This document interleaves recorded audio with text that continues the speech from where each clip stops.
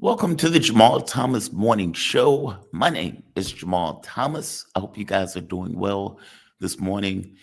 They are still doing construction. I am going to give a withering review when I leave this place on the 24th or 23rd. It is going to be withering. It is going to be breathtaking. It is going to be a thing to behold. It is going to be shocking. They're going to have to rent this place for 10 cents a month when I finish with my review. It is outrageous that they don't give you a heads up that that's going to take place. It is deeply, deeply frustrating. So yes, I need to clear the queue. That's the first thing on my mind. Second thing on my mind, this. I have been awarded graciously out of the blue the Syria Sanctions Award for Uncompromising Integrity in Journalism.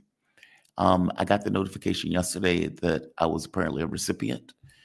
I don't know who put my name in the hat, but apparently a committee voted for me, your humble reporter, and I received this reward. And just to give you a heads up, the Syria Sanctions Award for Uncompromising Integrity in Journalism honors non-mainstream journalists who continue to tell challenging truths in difficult times. The funds provided by this award enables their courageous journalists to continue their work in an environment that penalizes them for the clarity of their vision and willingness to expose the powerful. I deeply appreciate this. As I said, I'm shocked that my name is on this list. But my name is indeed apparently on this list somewhere. Let's see, where is it? Maybe they haven't put my name on the list yet. But I was a recent recipient of the reward. So I want to thank them for doing this. It's out the blue. I didn't expect it. You have my deepest appreciation. Thank you for it. But that being said, let's get into the show. I want to get to my guests. We are joined with the man himself, Dr. Wilmer Leon. Dr. Wilmer Leon is a radio host, political scientist, nationally syndicated columnist, host of Connecting the Dots on YouTube. Dr. Leon, I apologize. There are horrible people upstairs, and I don't know if they're horrible. It's just aggravating me, which is the reason why I'm saying there are horrible people upstairs doing construction. So if you're banging or anything like that, you have my deepest apologies. Well, how you doing this morning? You doing okay? Man, I'm doing well. I'm sorry I'm late. I got this new plane from Qatar and I couldn't get it started. I had trouble getting it started this morning, so please forgive me for being late. Did they gift you that plane, by the way? Or was that a gift? They did, and I know that it violates our agreement. The emoluments clause that you wrote into our agreement. I apologize, but when Qataris give you a $700 million plane, that's it's 400, it's 300 million more than they gave to Donald Trump. I had to take it. What can you do but take it, right? I mean, when they put that much cheddar in your pocket. I was actually going to do the show from the plane. But that also violates our agreement because there are security, provisions that you put in our agreement, so I couldn't violate that. But I had to take the plane. You know what's wild about that? I'm glad you mentioned that. It wasn't 2017, I believe, where according to Donald Trump, right here. This is fantastic. I'm glad you so started with that. This clip is everything right now. This clip. The nation of Qatar, unfortunately, has historically been a funder of terrorism at a very high level. And in the wake of that conference, nations came together and spoke to me about confronting Qatar over its behavior. So we had a decision to make. Do we take the easy road, or do we finally take a hard but necessary action? We have to stop the funding of terrorism. I decided, along with Secretary of State Rex Tillerson, our great generals and military people, the time had come to call on Qatar to end its funding. They have to end that funding. The nation of Qatar. Isn't that amazing? Well, they did end the funding. They sent all the money to him. So, what's your problem? You're just mad because you didn't get a plane. Okay, yeah, it's jealousy, right? Like, they didn't give me a $300 million plane. That is amazing how that changes. And by the way, was supporting Hamas at one point with Israel's approval. Donald Trump calls it out. Now Democrats are taking issue with it, saying, "Oh my God, they're supporting terrorism." That's amazing. This guy, everything you can say has been said. And I think it's Danny Torres that's calling this a flying grift, which is exactly what this is. Give me 1 second. I'm sorry. No, you're fine. It is a flying grift. It is a flying grift. That's putting it mildly. They are effectively bribing the president with a $300 million plane that apparently they're even going to have to retrofit in order to even make it comparable. I'm sorry. I had some people upstairs that are doing some construction work, and they were driving me crazy. Horrible people driving me crazy. Anyway. Apparently they were effectively bribing the president with the plane. Yeah. He admits it's a gift. Yeah. How is this legal? It's not. That's the emoluments clause is very, very clear. A president cannot accept a gift without permission from Congress. It's as clear as birthright citizenship. It's as clear as the due process clause. There. I think I've said this on the show before, but when you read the Constitution, the one thing of many that the framers understood, they understood the English language. They understood sentence structure. They understood punctuation. And so the document says what it says. There's no debate on that point. Well, Congress is clearly and here's the other thing. It's not only that it was 400 million. Is that I think that was the number. I thought it was three or 400. I mean, but at a certain point, right? It's like it's nearly a couple million among friends. Yeah. But they say it's going to cost $1 billion to retrofit the thing so that it could be used as Air Force One, and that it's because they're gonna have to. Here's what I don't get. Why didn't Qatar or Qatar? Why didn't they just order a plane instead of giving him one that's already built? Because it's gonna cost $1 billion. They're going to have to take the whole plane apart and reassemble it for a lot of reasons. One, to be sure that there aren't any listening devices embedded in the thing. Right there. That's the big one, right? Well, that Yeah. plus Air Force One is designed, I forget what you call this thing, some type of electronic nuclear explosion that when it's in flight, if a nuclear detonation occurs near the plane, that will disrupt the electrical systems in the plane, and the plane goes dark and crashes. EMPs, they harden it against EMP blast. Exactly.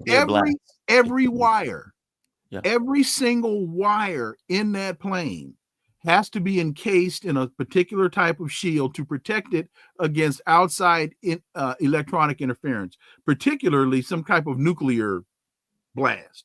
Yep. Why didn't they just order a plane? That he gets a letter in the mail. Your plane will be delivered. Qatar has just bought you a plane, and that way they could have purchased the plane for the country instead of giving the plane to him. It's nothing but a scam. That's all it is. It's a scam. They're bribing the president. They have bribed the president. And, over this week, I have been super aggravated on Twitter. And I've been saying bad things to people. And what I mean by that is the level of delusion that is hitting some of these people on Twitter because Trump says something. And I'm like, this man lies as easily as he breathes. Why on earth are you taking his word for it and just running with it like it's the word of God? Right. For one, the prescription drug thing. So him saying, I'm cutting the prescription drugs by 50 to 80%. And then he does a speech. And it may even be more than 80%. Why are we paying more than other European leaders? And then it's like, okay, so how are you doing that? I've signed an executive order. Okay, what does your executive order have to do with private business and private enterprise? Nothing at all.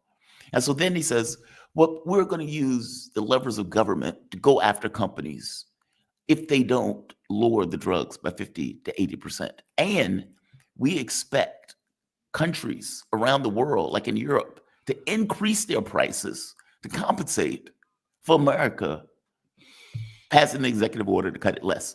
And you get people saying, oh my God, look at what Donald Trump is doing. This is great. Have you not looked at the fine details? No. It's one thing if you pass an act of Congress. It's one thing if you have Medicare negotiating drug prices. But the notion that you are going to I'm going to just say it and that will be done. It's nonsense. It doesn't work that way. Or tell me, does it? Maybe I'm wrong. No. Maybe I'm wrong. You're from Richmond, Virginia. You know a scam when you see one. Yeah. I hung out at the barbershop a lot when those guys come in and say, hey man, I got a Rolex for Nikes. I got a Psycho watch. Right. And the other one, he signed this multi, I guess, $1 billion trade deal with Britain that at the bottom says this is not a legally binding document.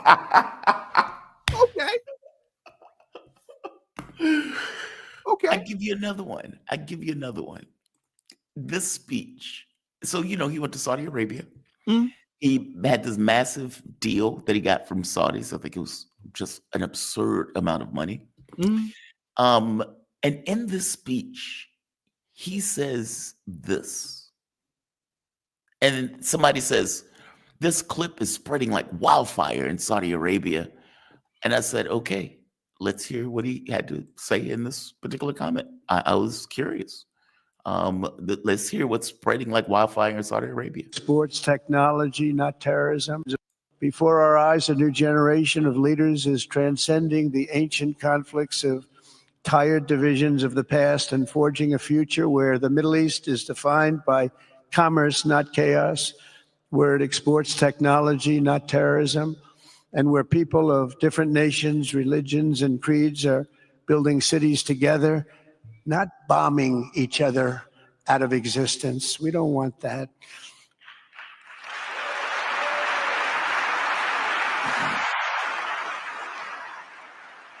And it's crucial for the wider world to note this great transformation has not come from Western interventionists or flying people in beautiful planes giving you lectures on how to live and how to govern your own affairs. No, the gleaming marvels of Riyadh and Abu Dhabi were not created by the so-called nation builders, neocons, or liberal nonprofits like those who spent trillions and trillions of dollars failing to develop cabal back.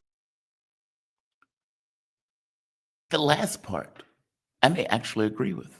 I don't think we should be going around the world wagging our finger at people. I don't necessarily know if it's all that productive. And Obama spending billions of dollars trying to undermine Syria and everything else, agreed.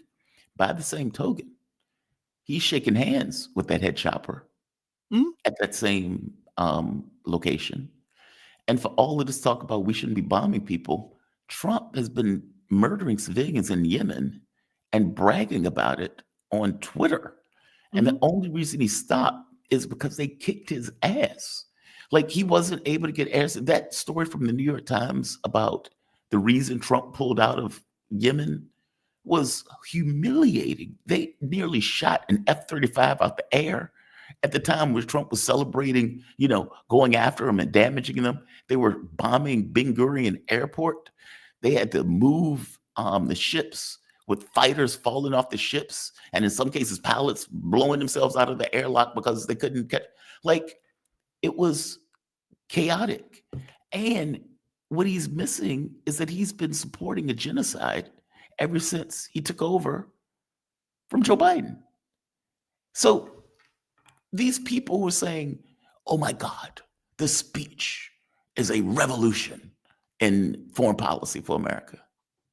Maybe I'm missing something.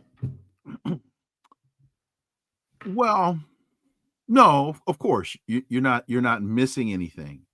There was so much fiction in that one little statement. Who created the royal family in the first place?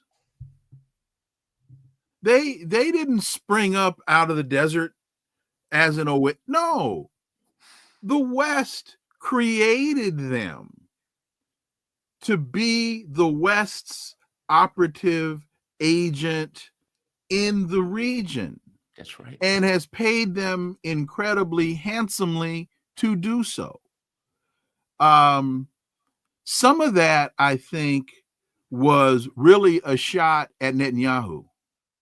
You think so? I was wondering that. Yes. The direct negotiate, was it Waltz that he fired a couple weeks ago? Right. For being an Israeli spy. Yep. Right.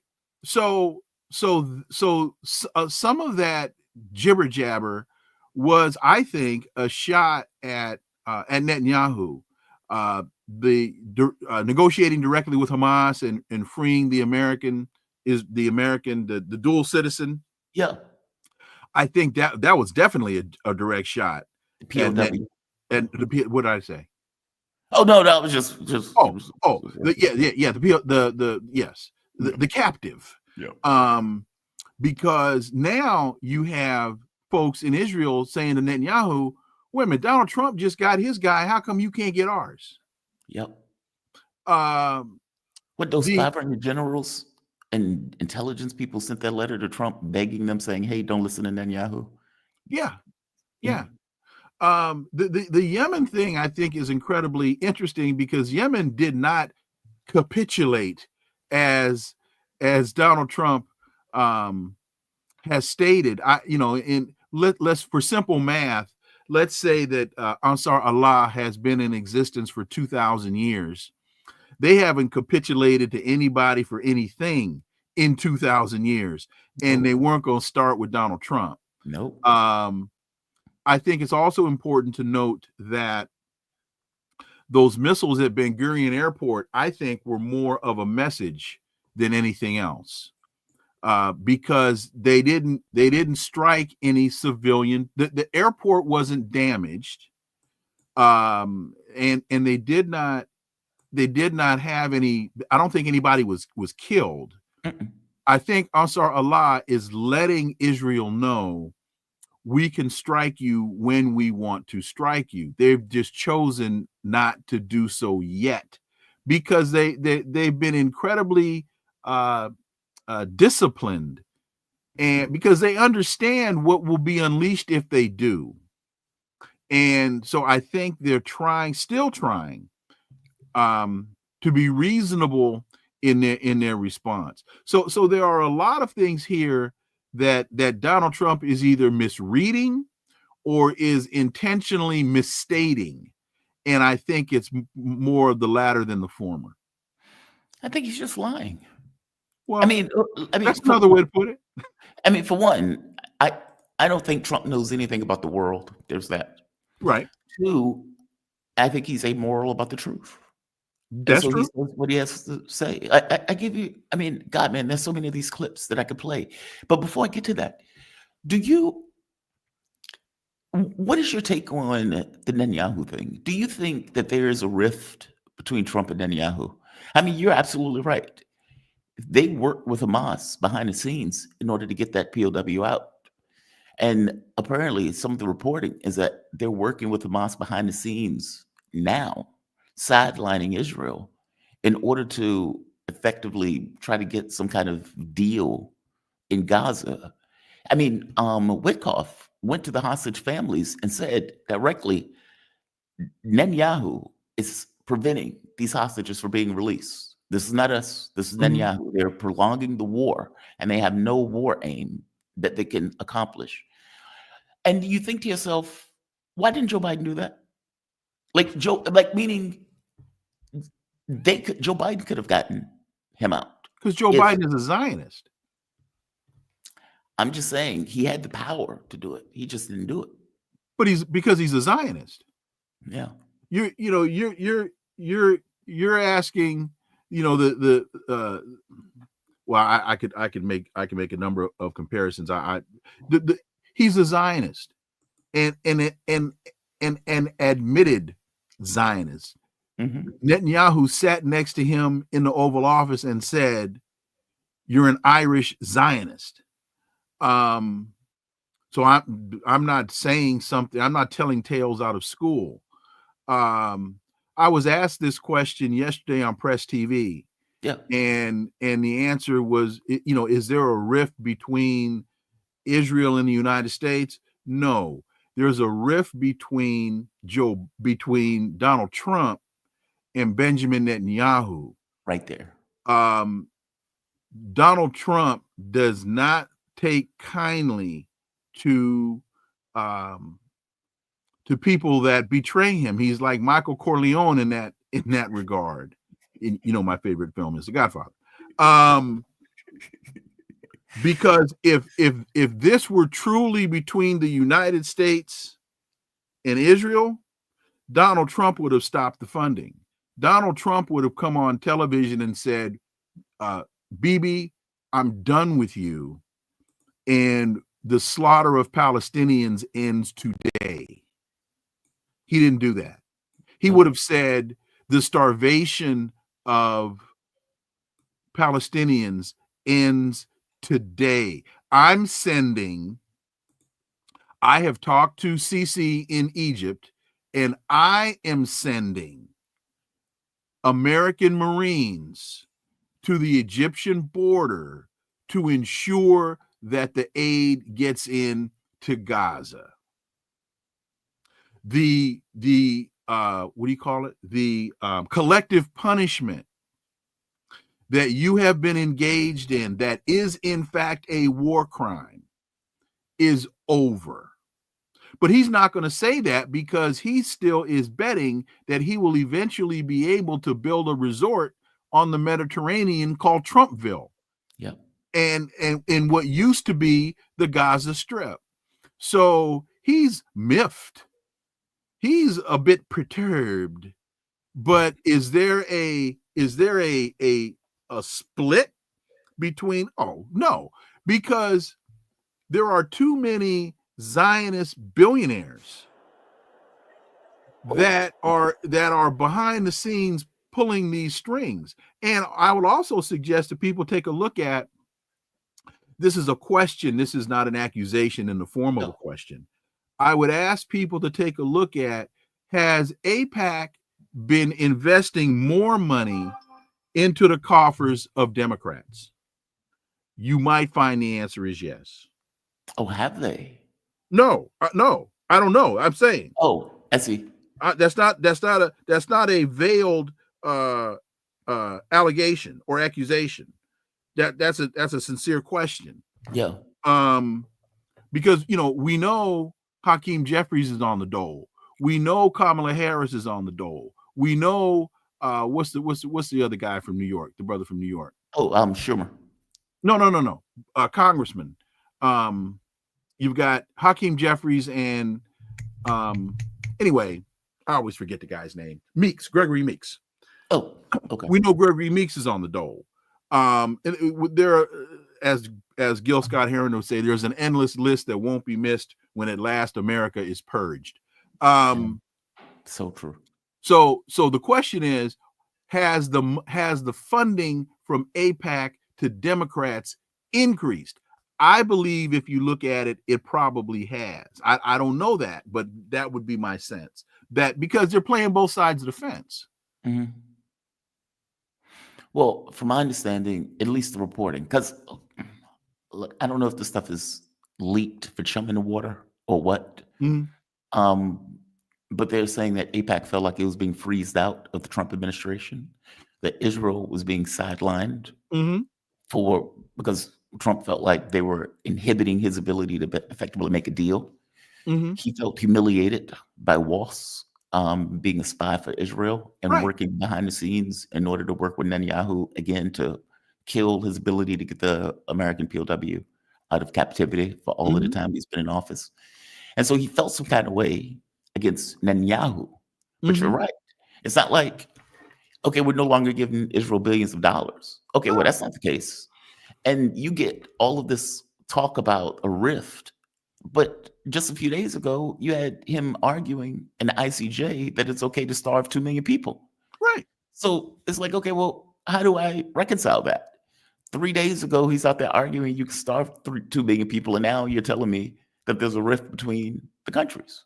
Like, okay, and you're in Saudi Arabia talking about bombing people, and not once did he mention the word genocide.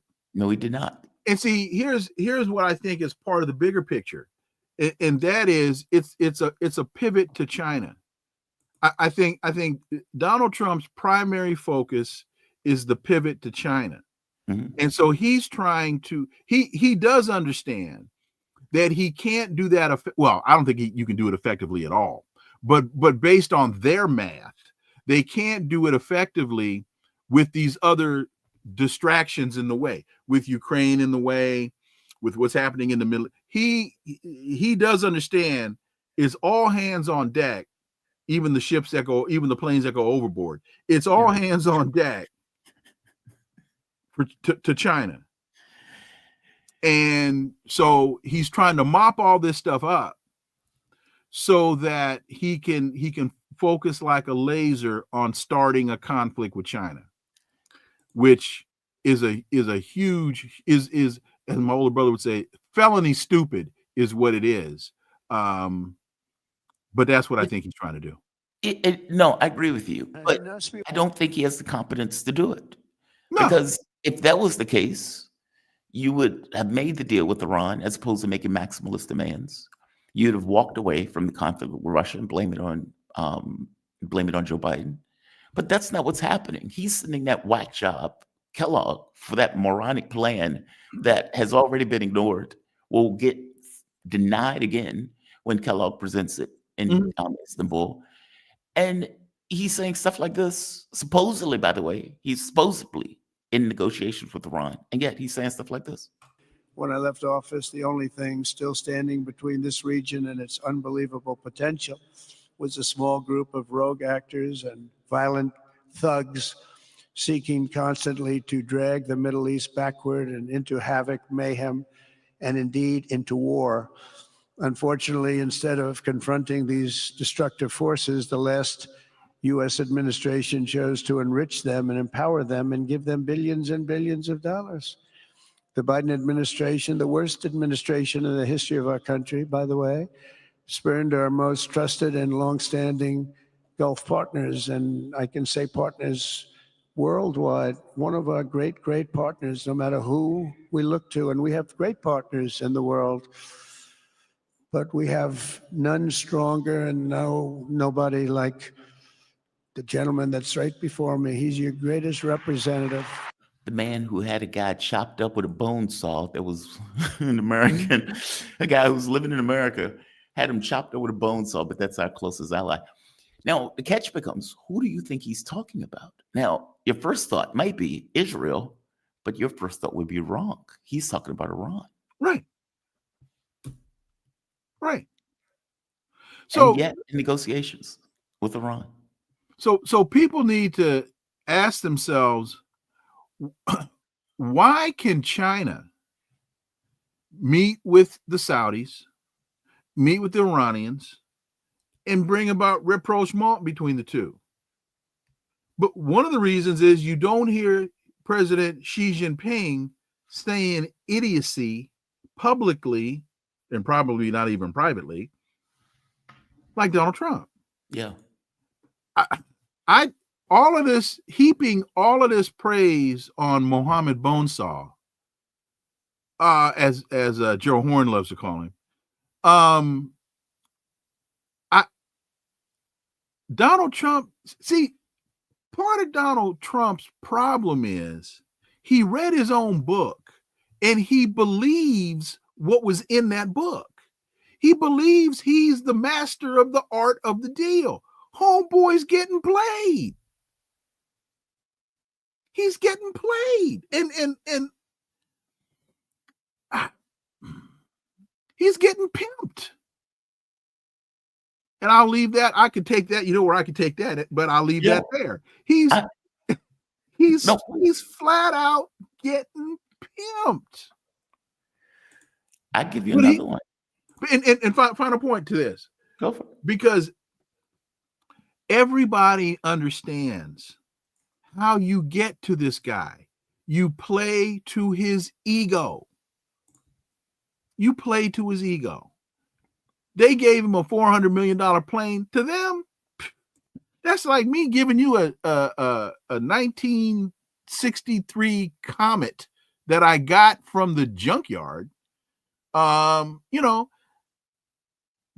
that has no engine. That means nothing to them. And he's walking around. I got this plane, man. I got this plane. Dude is a fool. Yeah. He's a fool's fool. Yeah. If you notice, when Russia wanted to deal with Trump, they sent Carrillo. They sent a business guy. Hey, go entice him. And even, the jihadi, the head chopper that's in Syria, he was like, hey, you can build Trump towers. Yeah, you can build Trump towers. You can take out resources. You can do this. You can do that. They know how to get to him. They know how to deal with him. He thinks, well, I'm making a deal with these people, so I'm doing. They are getting influence, which is what they want. The other stuff matters to them less. I mean, Jelani is already a captured hack. I mean, and like you said, you take that multiple ways, hacking off heads or whatever else. But he's already a tool of the West in this case. Mm-hmm. I mean, he's making deals with Israel. He's basically giving over the territory to Turkey. He's allowed Syria to be balkanized. I mean, Israel nearly bombed his house the other day in order to make a point to him about going after the Druze community. Do you think he fired a shot in anger back? No, he did not. He did not. And again, Trump is supposedly, ostensibly, and see, this is why I'm skeptical of a lot of the stuff that comes out in the media, because I gave a black hat version of this the other day, because there's some people who what you see is what you get, meaning they take what they're seeing as, okay, this is the reality of events. Mm-hmm. Trump in Yemen, for example, where he says, okay, I'm done with Yemen. If you want to attack Israel, God bless, just don't attack the U.S. ships. And Israel was like, whoa, what the hell? You're supposed to be, attacking Yemen for us. Okay, well, not so much. America pulled out when it got inconvenient for America. AIPAC being frozen out, as the media is reporting, going around Israel in order to get the American POW. So people look at that and says, okay, well, is there a breakdown in the relationship between the U.S. and Israel? And is this a situation where the U.S. is about to toss them overboard in the way they tossed Ukraine overboard? Okay, well, for one, they didn't toss Ukraine overboard, at the very least not yet. And two, I'm skeptical of that because in regards to negotiations with Iran, they're taking maximalist demands as opposed to Trump just getting a deal and saying, I got the deal. It's a win, and running with it. That's not what he's doing. He is taking maximalist demands. So even when he's in Saudi Arabia, he's saying stuff like this. And again, I want to stress, supposedly in negotiations with who he's talking about in this comment. I want to make a deal with Iran. I want to do something if it's possible. But for that to happen, it must stop sponsoring terror, halt its bloody proxy wars, and permanently and verifiably cease its pursuit of nuclear weapons. They cannot have a nuclear weapon. I don't imagine there's anybody at this table or anybody in this room that would say they can. I'm strongly urging all nations to join us in full. Now, this should strongly put us in the mind of weapons of mass destruction in Iraq.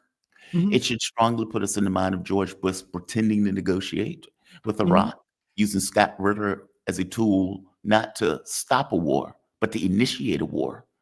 And it looks like Donald Trump is doing the exact same playbook. Oh, we're going to have these negotiations.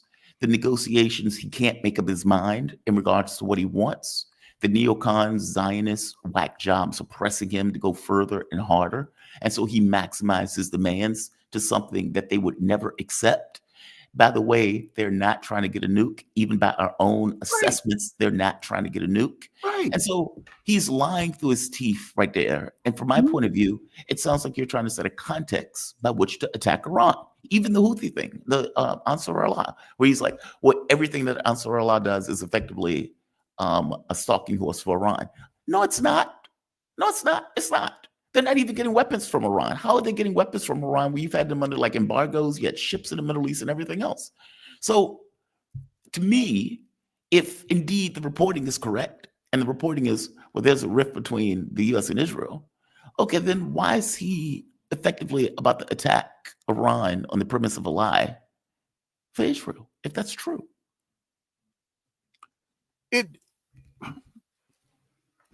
It makes no sense. That's my black hat. That's why I said the black hat version of it. That's why I'm more cynical about it. It makes no sense. Yeah.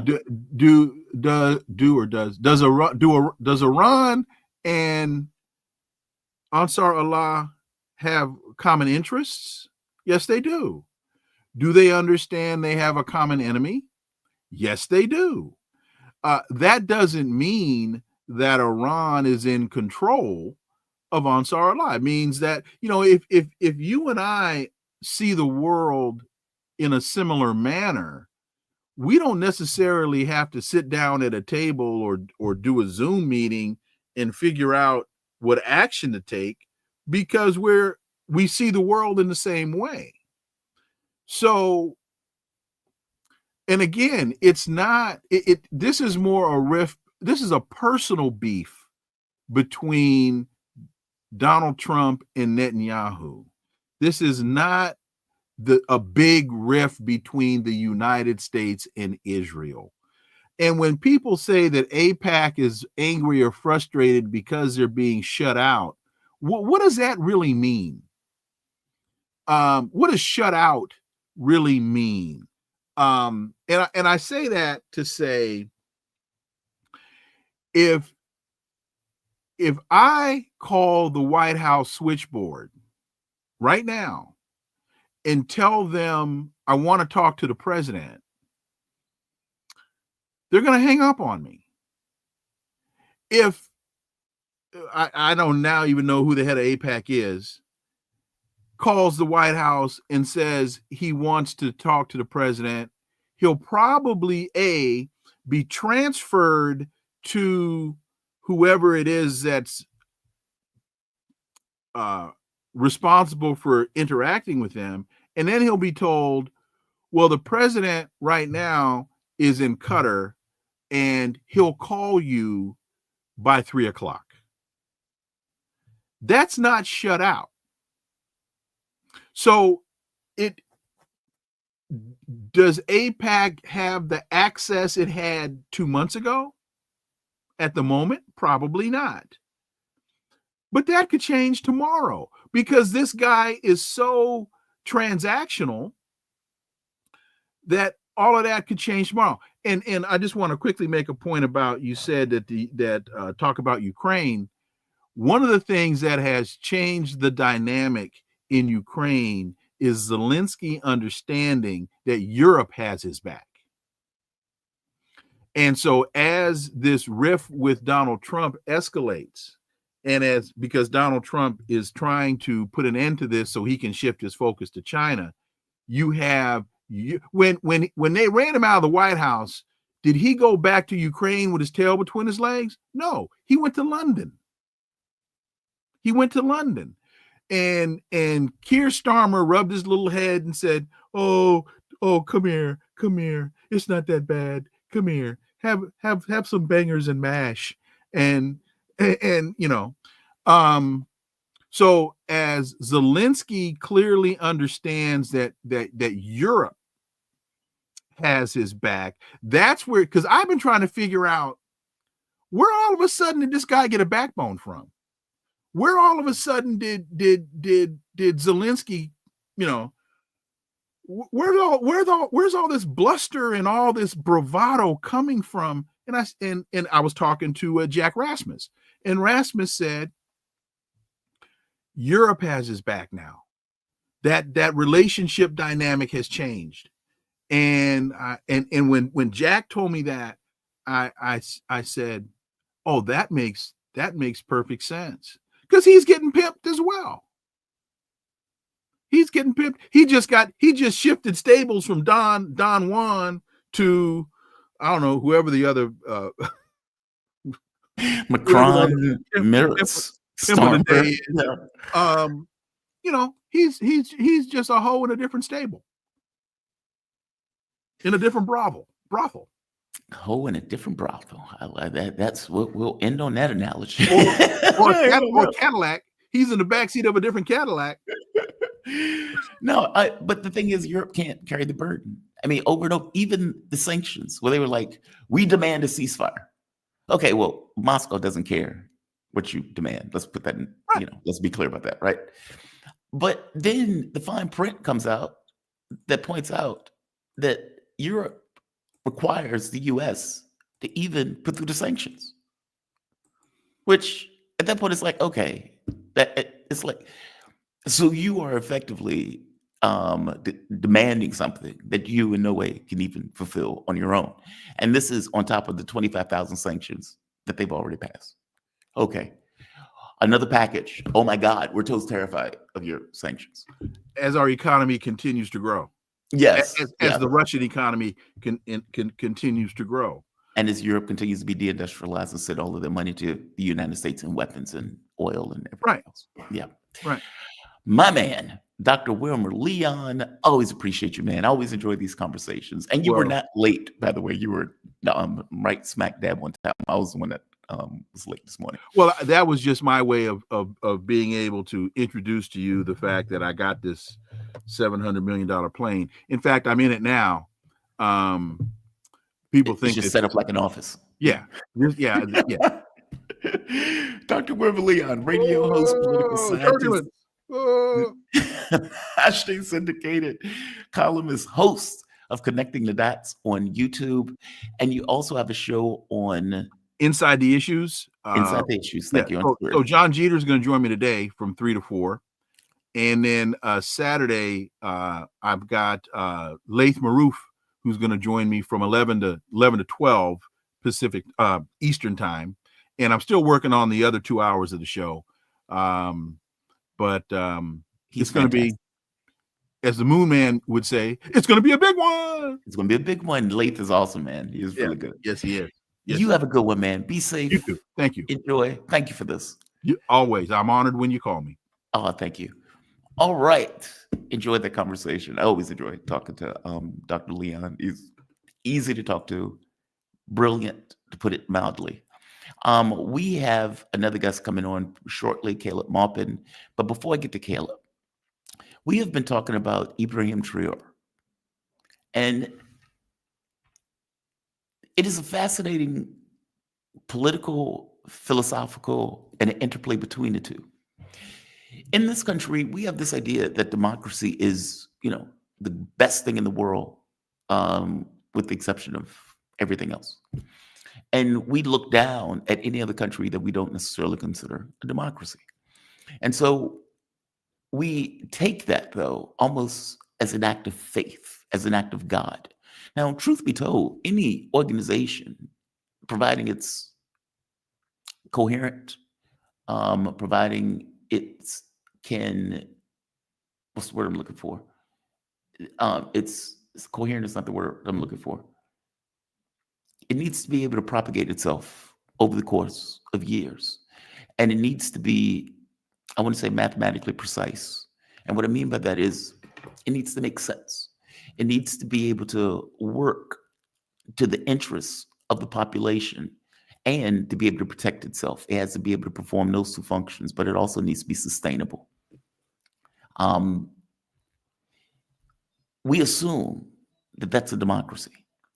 Now, the catch is, though, if you're talking about something like colonial powers, where you had a colony that had colonized all of these various countries, and then left those countries, and the democracies that were set up almost as a way to inhibit progress, to inhibit the ability to make changes that was in the best interest of the population in order to propagate the democracy into the future and respond to necessary changes, then is that democracy really to the best interest of the population?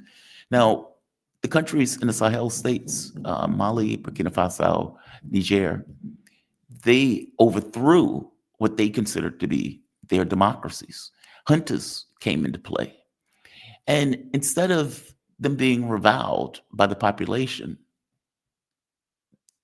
I'm not going to say they were worshiped, but they were cheered and celebrated. Now, part of the reason they were cheered and celebrated is because they believed that the colonial power, France, had too much influence in the interplay of that democracy and that it was not working to the best interests of the population itself.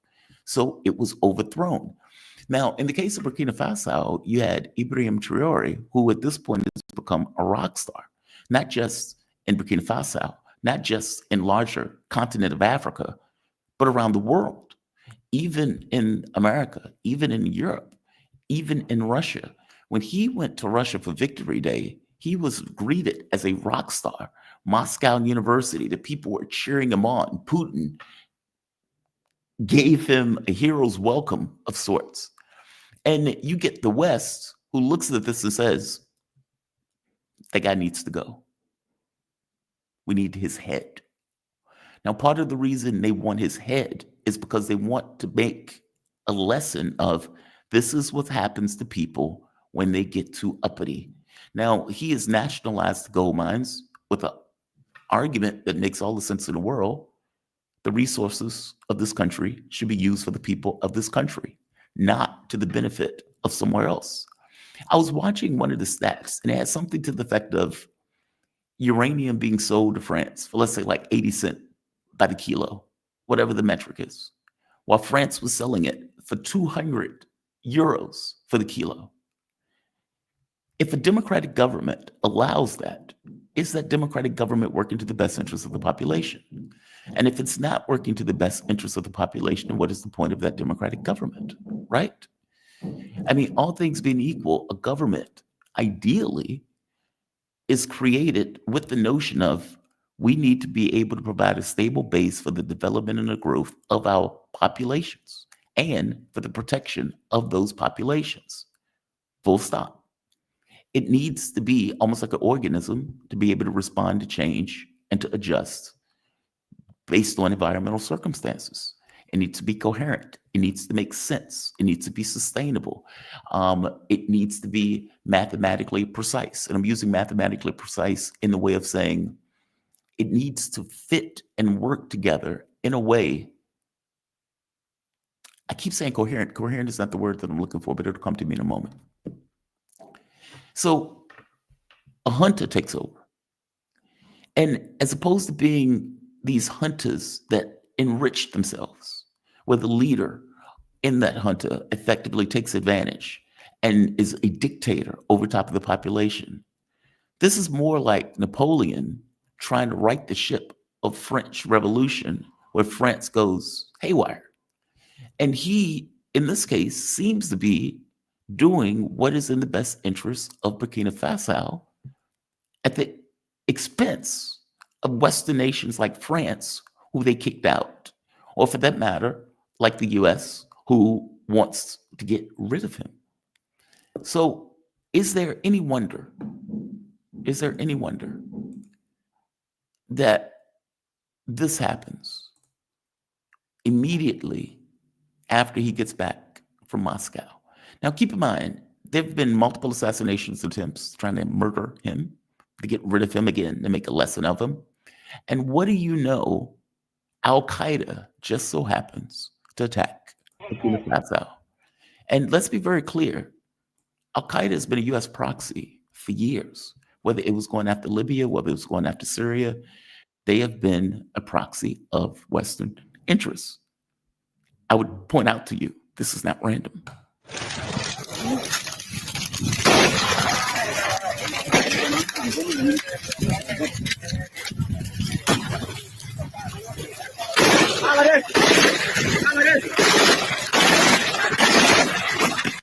What you're watching is an ambush where Al-Qaeda fighters effectively attacked military installations in Burkina Faso. Now, they caught them off guard. Apparently, they killed several. And again, not random in the least. It is as predictable as the sun is coming out the very next day. This is obviously sponsored by the West. Apparently, and I'll just read it. At dawn, hundreds of militants attacked from the West, targeting the 26th Rapid Response Unit, while many soldiers were still sleeping, killing some as they tried to flee. The assault lasted nearly half a day, left up to 100 civilians and soldiers dead. That's not random. That's not random. There's a reason the Russian commandos and North Korean commandos ended up in Burkina Faso. Yes, part of it was protect Ibrahim Traore. The other part of it, however, was also to ensure the integrity of the state, because they understood that that state was going to be under stress and pressure with Western forces now trying to find a way to get at them. They may not want their fingerprints on it, and so instead they use their proxies, in this case, terrorists, as we call them. It's super ironic that Donald Trump was talking about Iran using terrorists when the United States has used them over and over and over again. Taliban would be one really good example. The Mujahideen at one point, when they were used in regards to going after the Soviet Union, that dragged them into their own Vietnam. If you remember, the Pakistani guy who was talking about terrorists in Pakistan pointed out, well, we had them on behalf of the West also. Just so you know, British broadcaster who wants to bring this up. So yeah, Burkina Faso is under threat. And if you remember, the guy from AFRICOM pointed out this is a problem. You get reports saying, oh my God, he's trying to steal the gold for his own self-enrichment. No, it's for the aggrandizement, and it's for the enrichment of Burkina Faso itself, meaning this notion of making banks, and for the enrichment of Africa. And it makes a symbol. The resources of Africa, which is a rich continent, should be used for the people of Africa. And this notion of exploitation at some point needs to stop. I want to bring in my guests. I am joined with the man himself, Caleb Maupin. I always say everything Caleb says is fantastic. Caleb Maupin is a speaker, writer, journalist, political analyst, author. He has a book, Kamala Harris and the Future of America, an essay in 3 parts, examines the life of Kamala Harris, puts her rise to prominence in the context of changing U.S. political discourse and geopolitical stage. That is an old book. He has a new book out, and I'm going to ask you the name of that book right now, Caleb. Oh, well, I don't know. I have quite a few books that I've published over the years and such. I've been publishing a lot of different compilations of articles and such. In terms of, new material, my latest is called Khrushchevism, A Study in Psychological Warfare. You can get a copy of that, wherever books are sold. It's pretty widely distributed. But yeah, I'm putting out stuff all the time, this anti-imperialist, anti-globalist message about. Wait, what's the name of that new book? I'm sorry. Give me that name one more time. Sure. It's called Khrushchevism, A Study in Psychological Warfare. And you talk about Khrushchev in regards to the Soviet leader. Yes. Okay. That's what it's about. Yeah, it's about Khrushchev and the secret speech of 1956 and efforts to dismantle the global communist movement and weaken the Soviet Union, isolate it from its allies, and how Khrushchev's denunciation of his predecessor Stalin was used in a very manipulative way.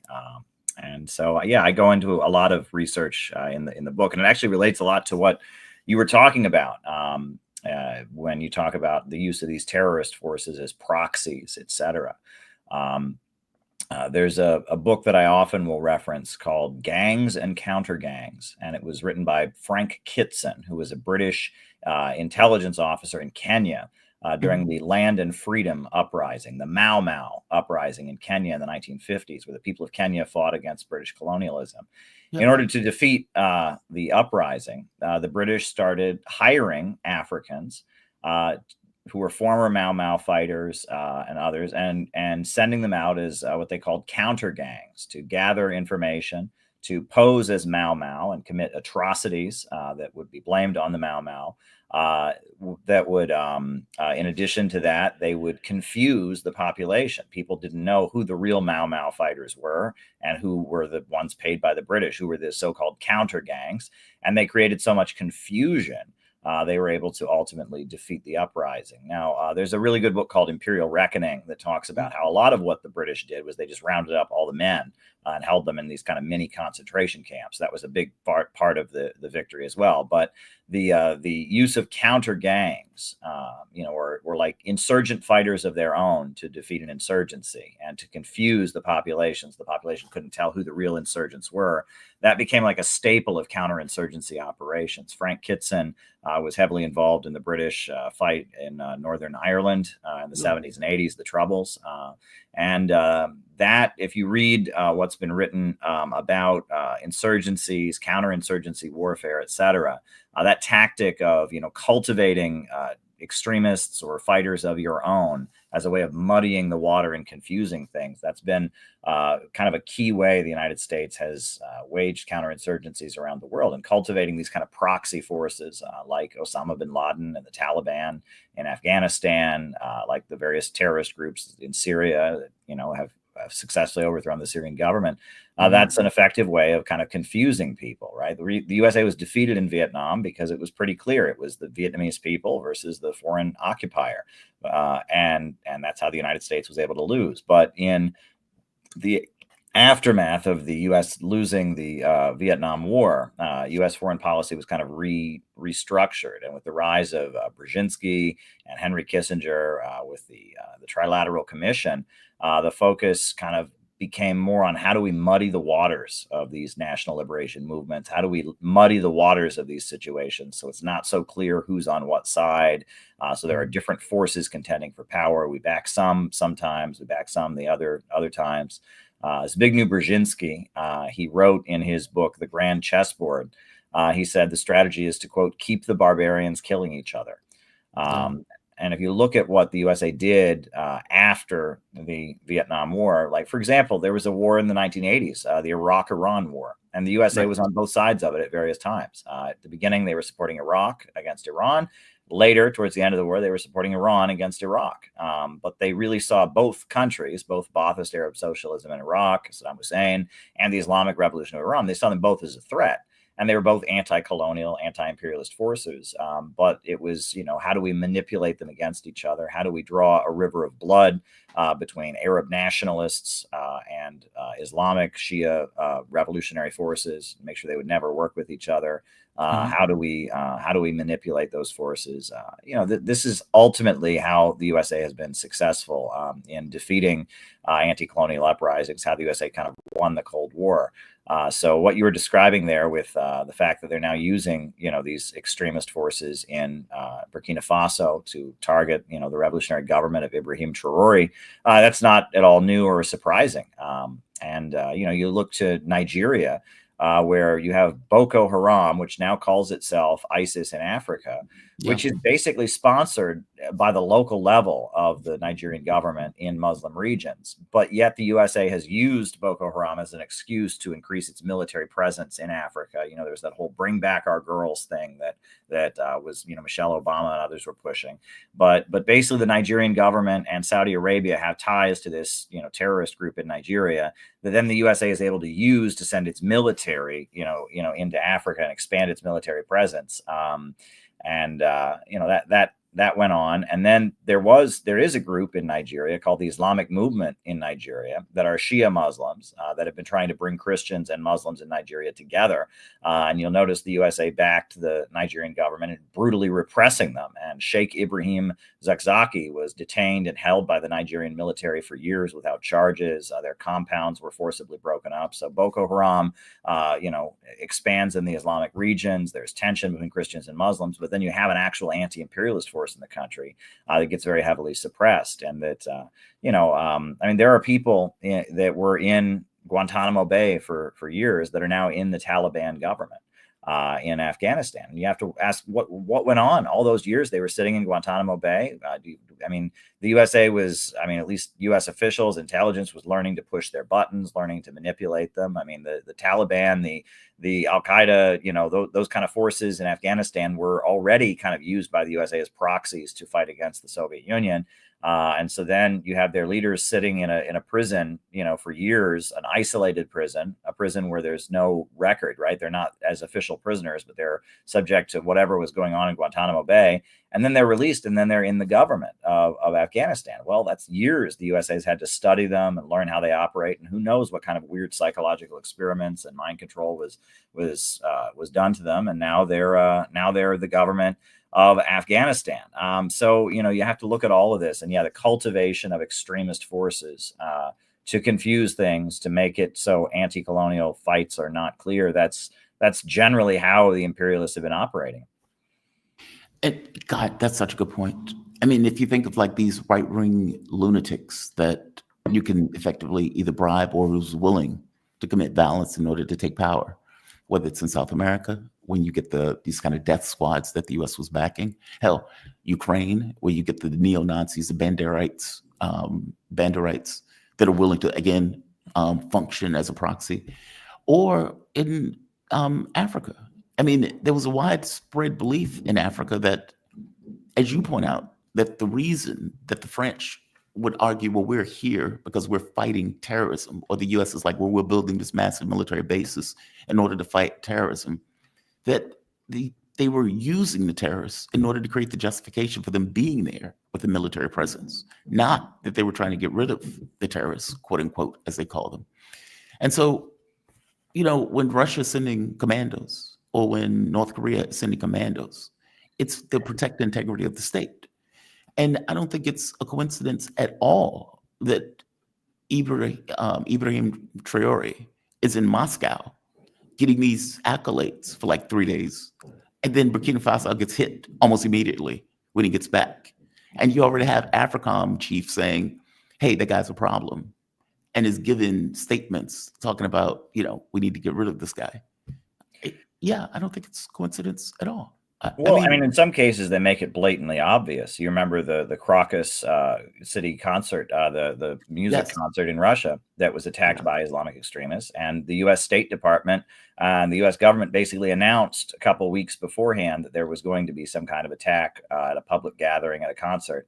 That was, they apparently had the information this attack was going to happen, and they issued the threat beforehand, just so Russia would get the message that, you know, this came from us. That was a U.S. military attack on Russia. I mean, that was a U.S. sponsored terrorist attack, in my view. I mean, if the U.S. government basically announced it's going to happen beforehand, and then it happens, you know, so.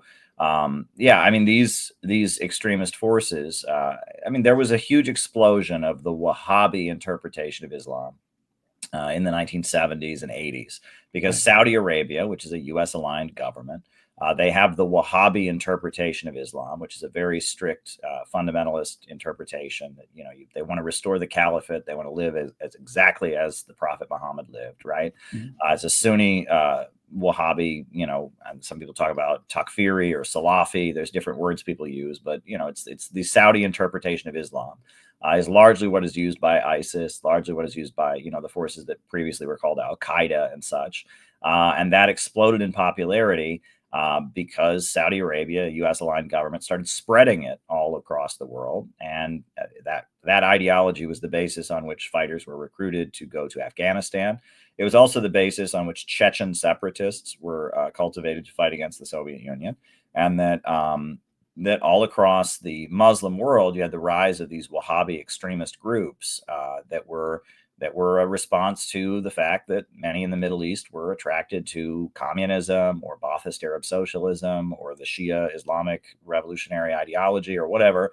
They were attracted to that. So the USA had its ally, Saudi Arabia, develop its own following with its own interpretation that was critical of the West, was certainly critical of Western capitalism and the Western system, but was very, very much focused on defeating anti-imperialist forces and very much violent and very much kind of glorified the political model they have in Saudi Arabia, which is reminiscent of feudalism. I mean, you know, Saudi Arabia is basically a country with oil and sand in it, where most of the population are guest worker slaves that have no rights whatsoever, and the king has absolute power. Everyone in the country is his property, is his subject. You know, according to the Constitution. I mean, what they call their Constitution basically says you have no rights. The king has all the power. And that's the government the USA has propped up in the Middle East, and they have this kind of primitive system. What I find to be infuriating is, you know, that the West blames the people in the Middle East for things like Saudi Arabia, right? It's like, oh, well, this is how the people in the Middle East just are. Well, no, the Kingdom of Saudi Arabia is what's backed and armed by the United States. That's the government we propped up. The governments we target are the ones that are the ones that are educating people. I mean, Gaddafi's Libya, women's rights was far higher. You know, Saddam Hussein, there were Christians in the government. There was all kinds of, I mean, you know, and in Iran, I've been to Iran. They have women in the parliament. They have women who are generals in the military in Iran. They have elections in Iran. It's you know, it was the Republic of Iraq under Saddam Hussein. It's the Islamic Republic of Iran, right? It was the Syrian Arab Republic under Bashar Assad.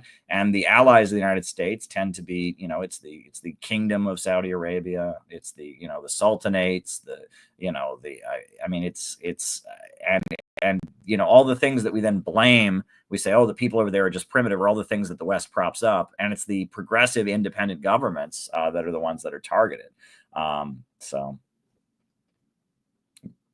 Afghanistan, before they overthrew, what was the guy named? What is it? Mogadef. Is that right? Mogadef. I may be getting the name wrong. But they used to have miniskirts in Afghanistan, for God's sake, before the U.S. got involved in that country and they got rid of them. I mean, you know, I remember when I was in Kenya, one of the guys told me at one point, he says, there's a U.S. military base here. And he said the U.S. recruits Kenyans in order to go fight wars abroad on behalf of the United States. And I was like, no way. He says, I can show you the base. I can show you my friend in a U.S. military outfit. And he says the things that they do in some of these other countries, he says, but they do it because it's an impoverished country. They need the money. And so if the U.S. is willing to pay them, they're willing to effectively do that stuff in order to feed their families. And I would imagine that's playbook, right? I mean, that's just kind of the way it works. And this leads into the other conversation that I brought you on for. The National Endowment for Democracy. Now, a lot was being made that Donald Trump got rid of NED and USAID. And they were like, oh my God, Donald Trump is a new lease on life. He's changing things around for the better, et cetera, et cetera. Well, it was just moved to the State Department. There's that. Two, some people would argue, well, there was lawsuits that forced Trump to bring it back. Yeah, but he brought it back under the State Department. It seemed like the issue more so had to do with, we don't want it to be a rogue actor doing what it wants on its own, going after governments where we may not necessarily want. For example, going after Hungary. For example, Hungary is a close friend of Donald Trump. So if USAID is trying to do something to get rid of Orban, well, that is against Donald Trump's interests. He doesn't really want that. He doesn't want it to be a rogue actor. He doesn't want to be like a Jermey Corbyn thing, right? Where Jermey Corbyn is running and you have, what is that? It was a organization that was in Britain that was even paid by the British government to go after Russian propaganda, quote unquote, and was defining Jermey Corbyn as being part of Russian propaganda. And so it was undercutting Jermey Corbyn. Okay, well, Trump doesn't want that. He's learned his lesson on some level from the first time around. USAID is an issue, especially with the Ukraine thing. That's another issue, right? And so they want it under the auspices of the State Department being controlled by the government as opposed to being doing its own thing. And so it is now under Rubio's control, and they have defined various states that they want to get rid of to give some quote unquote freedom, which is apparently these color revolutions. One, and I'll show this too, Russia, China, Cuba, Venezuela, and of course, other locations, I would imagine. Right here, we commend the State Department for this move under Secretary Rubio's leadership, said Representative Peter Roskam, NED board chairman. These are important steps towards fully restoring our ability to support frontline defenders of democracy and repressive regimes, including Cuba, Venezuela, Iran, China, Russia, and elsewhere. Ain't that special? So in one sense, Trump is supposedly having negotiations to end wars in Iran, or I should say in Ukraine and Russia, but also Iran, making a negotiation with Iran, while simultaneously putting out press releases that they are also trying to, I would imagine, create color revolutions in those same countries. That's astonishing. Yeah, well, I think the big purge and the shutting down of USAID, et cetera, that was revenge because those institutions clearly worked against Trump. That's what was happening. It was the fact that these institutions were utilized by people aligned with Biden and the U.S. foreign policy apparatus to put out the message that Donald Trump was an agent of Russia, that Donald Trump was untrustworthy, that Donald Trump was not good for American imperialist interests, and they were used, in a partisan way in the political process. And so it was necessary to really punish those forces, to lay off a lot of people, to make a big show of just kind of triumphantly tearing them down. And now they're being brought back in a way that, Marco Rubio is a foreign policy hawk like you wouldn't believe. I mean, this guy's he's a Miami Cuban. He's tied in with the Israel lobby. He's tied in with every anti-communist, that's anti-communism is his whole identity, right? As a Miami Cuban. I mean, he's part of the neocon apparatus. So now the NED is back under Marco Rubio's direction, and it appears that they will apparently be more focused on carrying out U.S. foreign policy goals, not as tied in with kind of liberal activism as they may have been previously. That's really what the Trump folks don't like, is they don't like that that essentially the CIA. The CIA have always been liberals. You go back to the McCarthy era. Joe McCarthy was accusing the CIA of being communist infiltrated, and the FBI was agreeing with him. And in the 50s, even at the height of McCarthyism, you had the CIA that was hiring Trotskyite communists and hiring liberal artists and others to make things that were very critical of U.S. society, but also anti-Soviet. and trying to kind of steal the thunder of the so-called left to isolate the Soviet-aligned communist forces, which were quite powerful in Western Europe and other places, and create like a space where you could be left and you could be critical of U.S. society, but you would not be aligned with the anti-imperialist, Soviet Union, with the anti-imperialist forces in China and the developing world, Africa, etc. And that's long been a CIA strategy. Is kind of isolating the left by creating, creating a mechanism, creating your own dissidents, so to speak. That has long been their strategy, and those dissidents tend to be quite critical of people like Donald Trump, and in particular, there were more recent examples. You remember during the Bush years, Dick Cheney outed Valerie Plame, all right, and remember that was a big case where a CIA agent who was critical and was quite critical of the Bush administration. You saw, the vice president, I believe, come out and just, violate and reveal classified information and reveal her reputation in order, as revenge, and then get, there was no response to it. And that a lot of these leaks, Tulsi Gabbard is continuously talking about how there's all these leaks of classified activities, all kinds of stuff the Trump administration does behind closed doors ends up in the New York Times, ends up in the press. And that's the intelligence community. There was that whole phone call between Zelensky and Trump, which the actual phone call itself, the text of it, was Trump called it a perfect phone call, but somehow the intelligence agencies detected that there was some kind of, offer or something. And that was the basis of Trump's impeachment, you'll recall. And that the intelligence agencies are monitoring the Trump administration, leaking its information to the press. And it's really, there's a lot of talk. I think Bill Moyers of PBS at one point did a piece called The Shadow Government or the Secret Government. The intelligence agencies very much view themselves as above the elected government. And, with their links to media, with their links to various armed groups and various factions, and their networking with other Western governments, right? The British intelligence, the French intelligence, and all of that.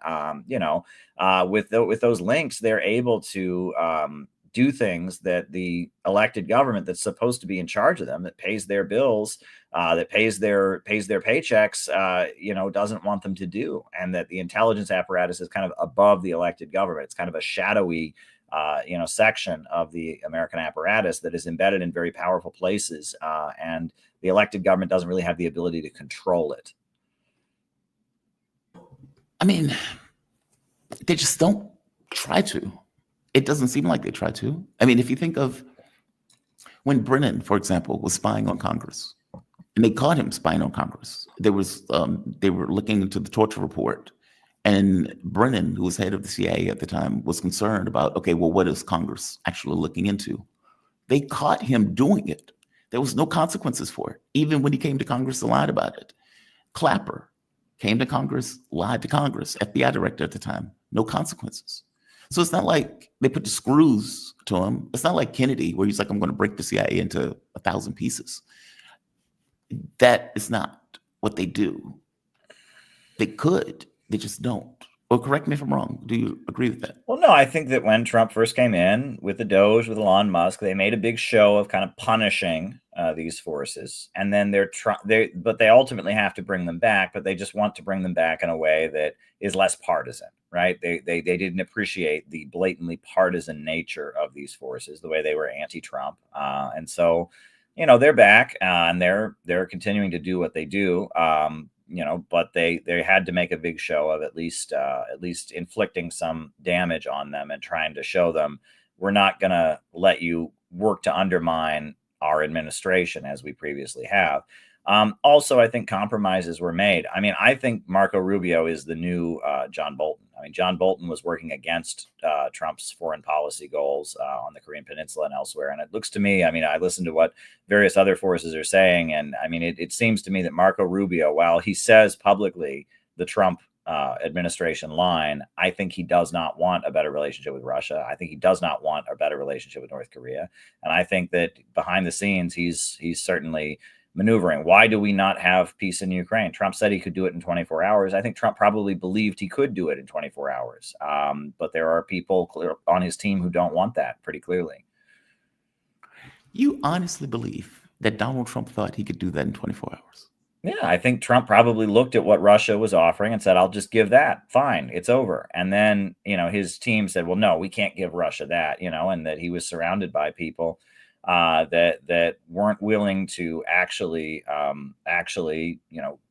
move forward. I mean, you and I both know that this war would end if Russia had an understanding that there wasn't going to be a NATO country on their border, if the new republics were recognized, and that the war would end immediately. I mean, Russia's wanted to negotiate this. Russia held off their special military operation as long as they possibly could. They don't want to be involved in this conflict.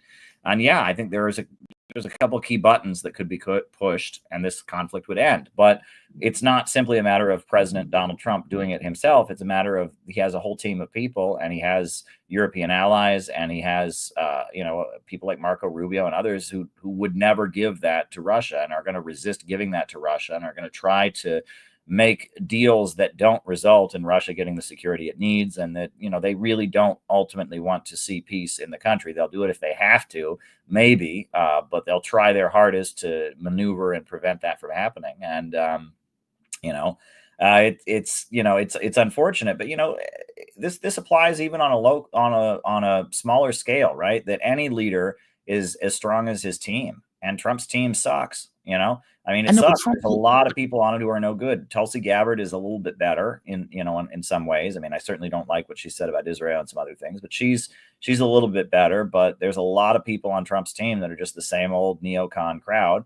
And I think at the end of the day, Trump doesn't really know that much. I mean, he's not a foreign policy guy in his background, right? He's a Wall Street real estate guy, who very much wants to be popular, very much wants to be reelected, and that he's got various different people telling him different things.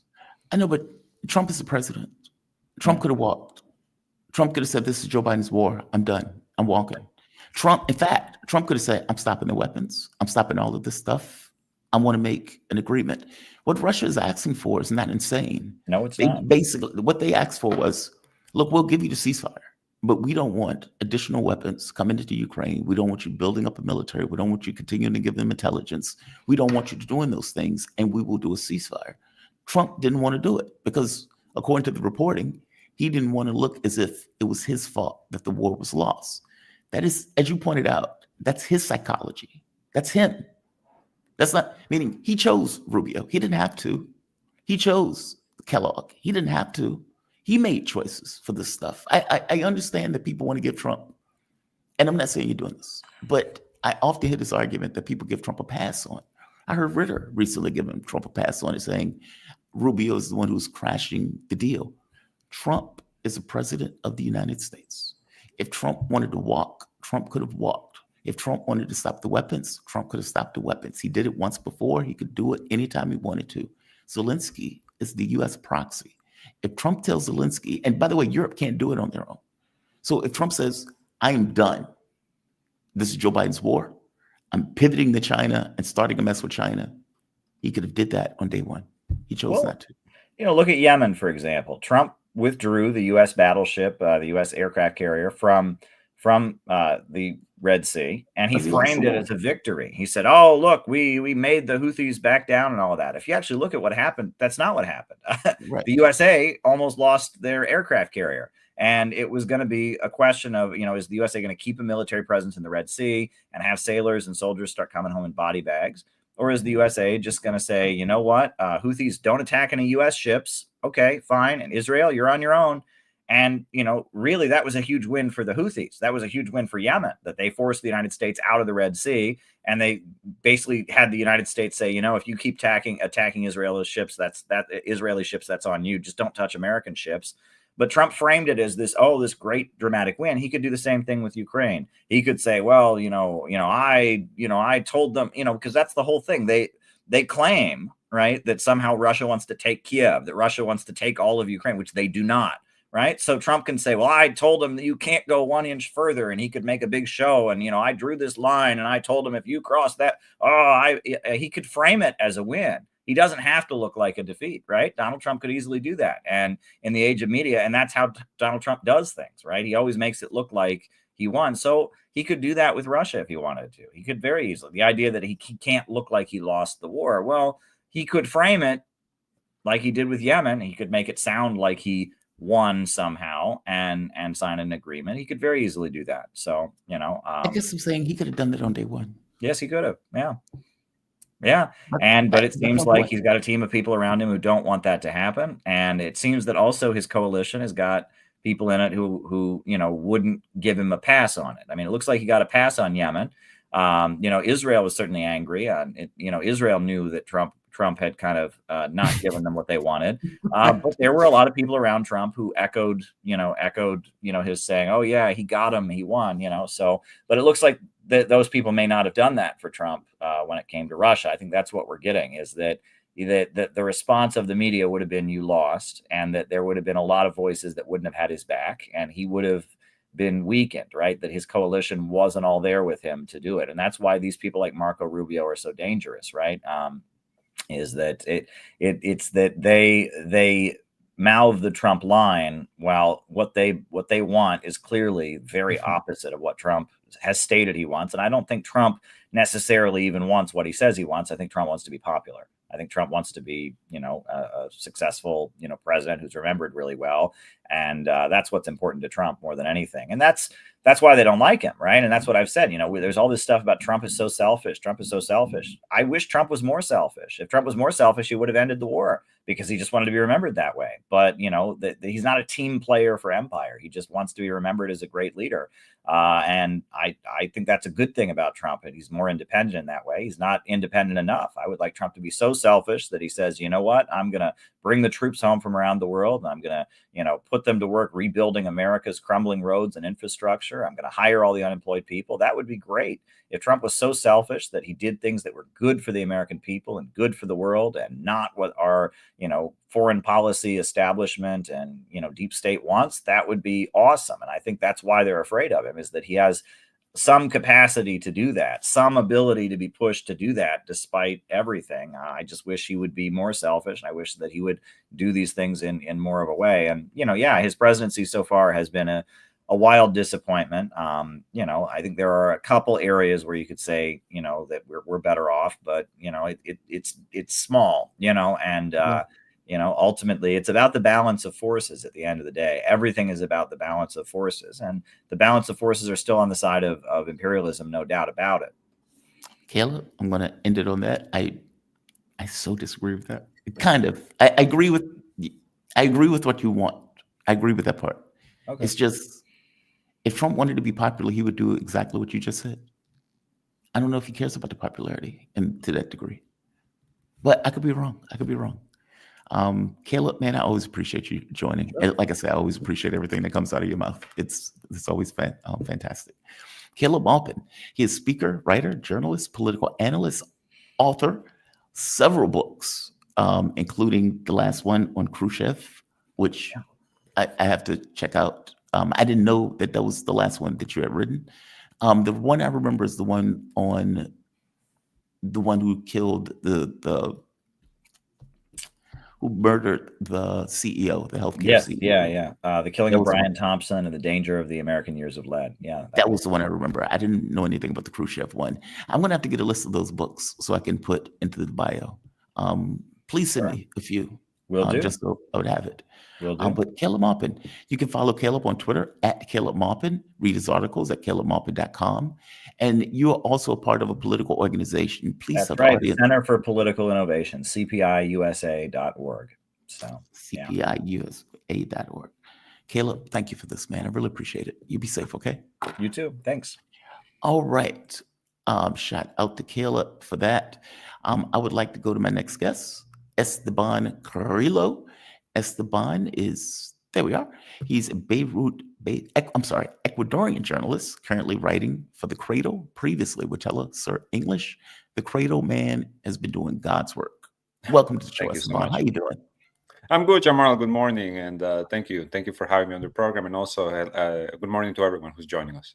Yeah, absolutely. Yeah, the Cradle's been doing great work. I've been seeing the articles that you guys have been putting out, and it's been really, really good.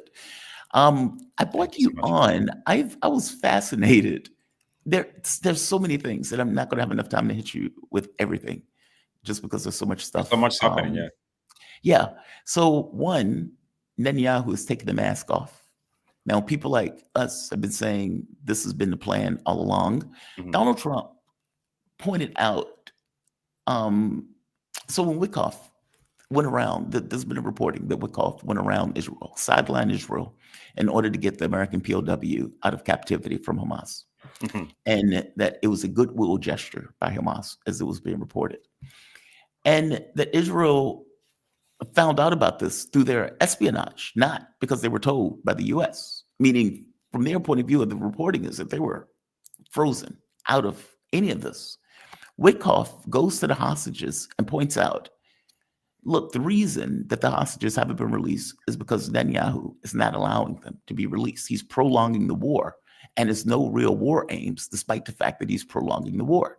Mhm. Now, I would say that is not true. He does have war aims, and he is telling you openly at this point his war aims right here. This clip. I mean, he's not hiding the ball anymore. All of this pretense of, oh, it's Hamas keeping the war going. Oh, that pretense is over with. This is Netanyahu, his own words. לא רוצה להגיד דברים, אנחנו בימים קרובים מאוד נכנסים בכל העוצמה להשלים את המהלך. להשלים את המהלך זה להכניע את החמאס. זה להשמיד את החמאס. אבל לא יהיה מצב שאנחנו נפסיק את המלחמה, אני לא אומר, אתה יכול לעשות הפסקת אש בזמן ידוע, אבל אתה לא יכול. אנחנו הולכים עד הסוף. אנחנו הקמנו מנהלת שתאפשר להם לצאת, אבל הבעיה אצלנו זה דבר אחד, אין לך, אתה צריך מדינות קולטות. זה אנחנו עובדים כרגע. לא רוצה להגיד. Now, for people who may just be listening to the show and not reading, he points out, he says there's no situation where this war is going to stop. He said the entire point is to destroy Hamas. And effectively, the Gazans are not coming back. That we just need countries to take them. We are creating a situation whereby they're not coming back. And what he means by that is we're destroying houses, hospitals. We're starving the population. We're making sure that water is not getting in. We are creating the conditions on the ground where nothing can live here. So those people have nothing to come back to. That is the point that he's making. So when Wickoff is like, well, he has no war aims.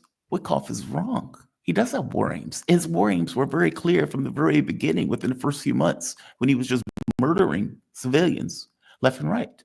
And one last point before I let you come in, The Economist points out that the number of 50,000 is woefully undercounted, something that we have been saying for a very long time, something the Lancet had even reported like nearly 6-7 months ago. No, almost a year at this point. Yeah, well over 100,000 at this point, if not more, because of the number of people that are buried in the rubble and everything else. What are your thoughts? Well, as you said, Jamarl, it's becoming beyond apparent, right? That now you have the economies and you have the Financial Times. You have Emmanuel Macron, right, earlier today saying, like, condemning what's happening in Gaza.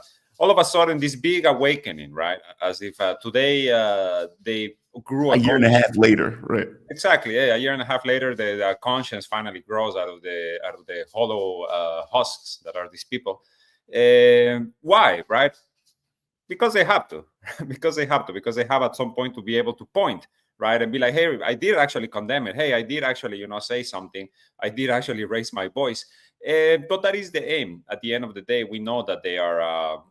This is the reason why they flattened Rafah, right? The city that in the south of Gaza that stood for about 3,000 years, completely destroyed, erased off the map. Why? So that the Israeli troops can come in and push the Palestinians down south to close to the Sinai Desert with Egypt. And now I think Netanyahu is, he's particularly honest here when he says we just need to find countries willing to take them in. Right, like that's our issue. Our issue is not weapons. Our issue is not are we overextending our troops? What are we creating, right, in our society by constantly deploying reservists to go and kill women, children, elderly, starving people, to blow them up, to shoot them, to destroy their homes, etc. No, that's not an issue. International condemnation, the ICC, the ICJ, the UN, etc. That's not our concern. Our concern is finding countries that were willing to accept forcibly displaced indigenous people, so that we can build, the Riviera of the Middle East with my good friend Donald Trump. And this is where the U.S. comes in too, right? They've set up this foundation in the south of Gaza that will operate in the south of Gaza. They're calling it the Gaza Humanitarian Foundation, right? And it's going to be run by like former MasterCard executives and former War Central Kitchen CEOs and etc. and this and that. And it's going to be funded by the Gulf, and they're going to give, these little kits of food for the Palestinians that have however many calories per day and hygiene, all fine and perfect, until you actually hear what it entails. And what it entails is, if people want to get this aid that is going to be, distributed by U.S. and Egyptian mercenaries, and they cannot go back to where they came from, right? So the United States helping Israel forcibly displace Palestinians by offering humanitarian aid in exchange for their land, right? For their territory, for their homes. So if you're a Palestinian who is currently starving in Gaza, and you hear about this Gaza Humanitarian Foundation, hey, they're going to give out food in Rafah, and you start walking to Rafah, because how else are you going to get there? And you avoid, right, death and destruction, then you can't go back, right? The only way you're going to be able to get any of this aid is if you agree to not go back to where you came from. So that's what's next for the Palestinians in Gaza, and they can dress it up and they can say, under this veil of humanitarian assistance. The reality is what Netanyahu just said in the clip you put, which is, we're going to come in, we're going to push them out, we're going to kill Hamas, destroy Hamas. We know by this point that when he says Hamas, he means just Palestinians in general, right? Like, I would hope that nobody at this point still believes that he actually means, Hamas fighters. He doesn't. They just bombed a hospital twice yesterday, the European hospital in Khan Yunis. Trying to kill journalists, by the way. I'm sorry? Yes, they killed the journalists. They injured the guy first. They put him in the hospital.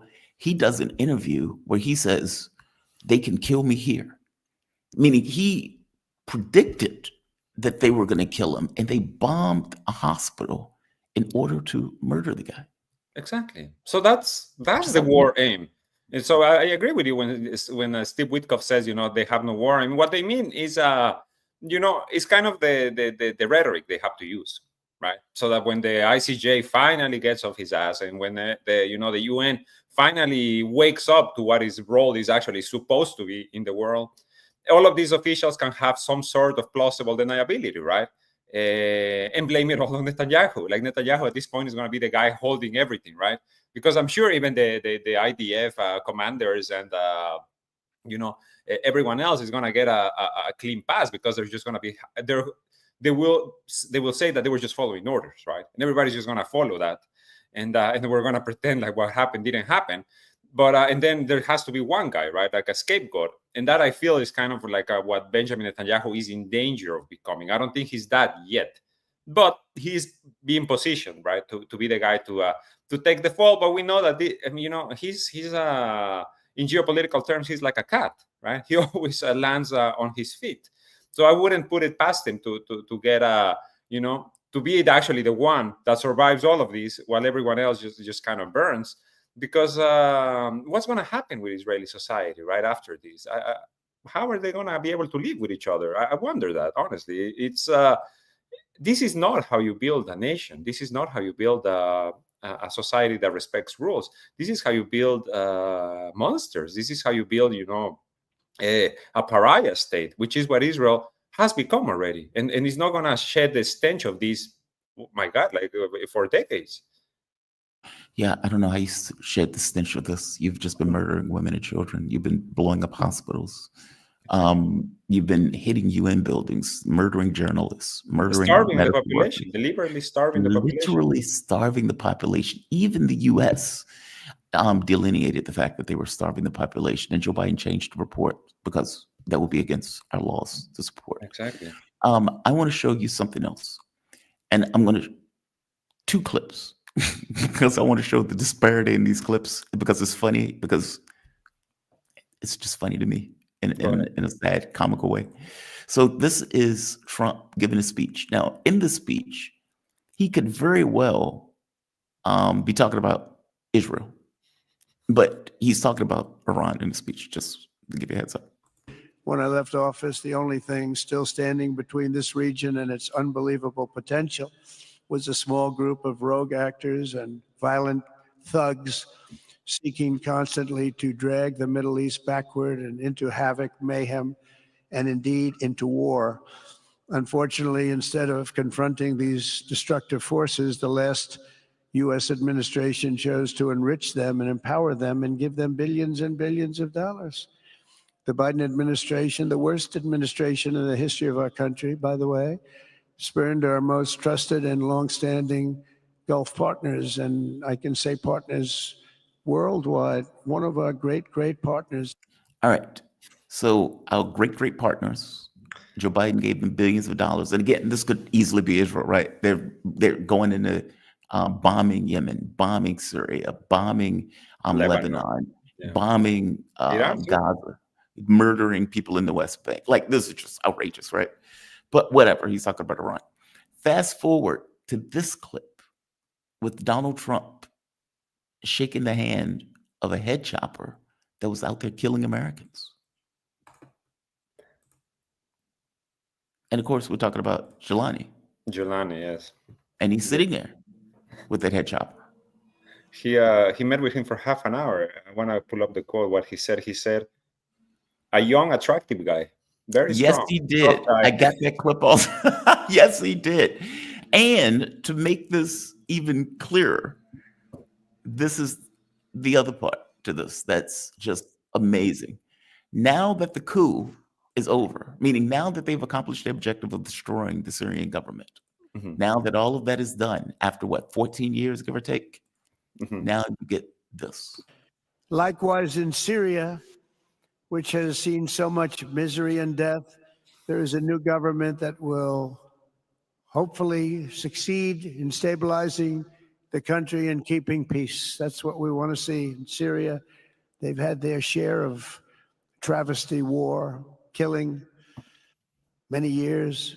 That's why my administration has already taken the first steps toward restoring normal relations between the United States and Syria for the first time in more than a decade.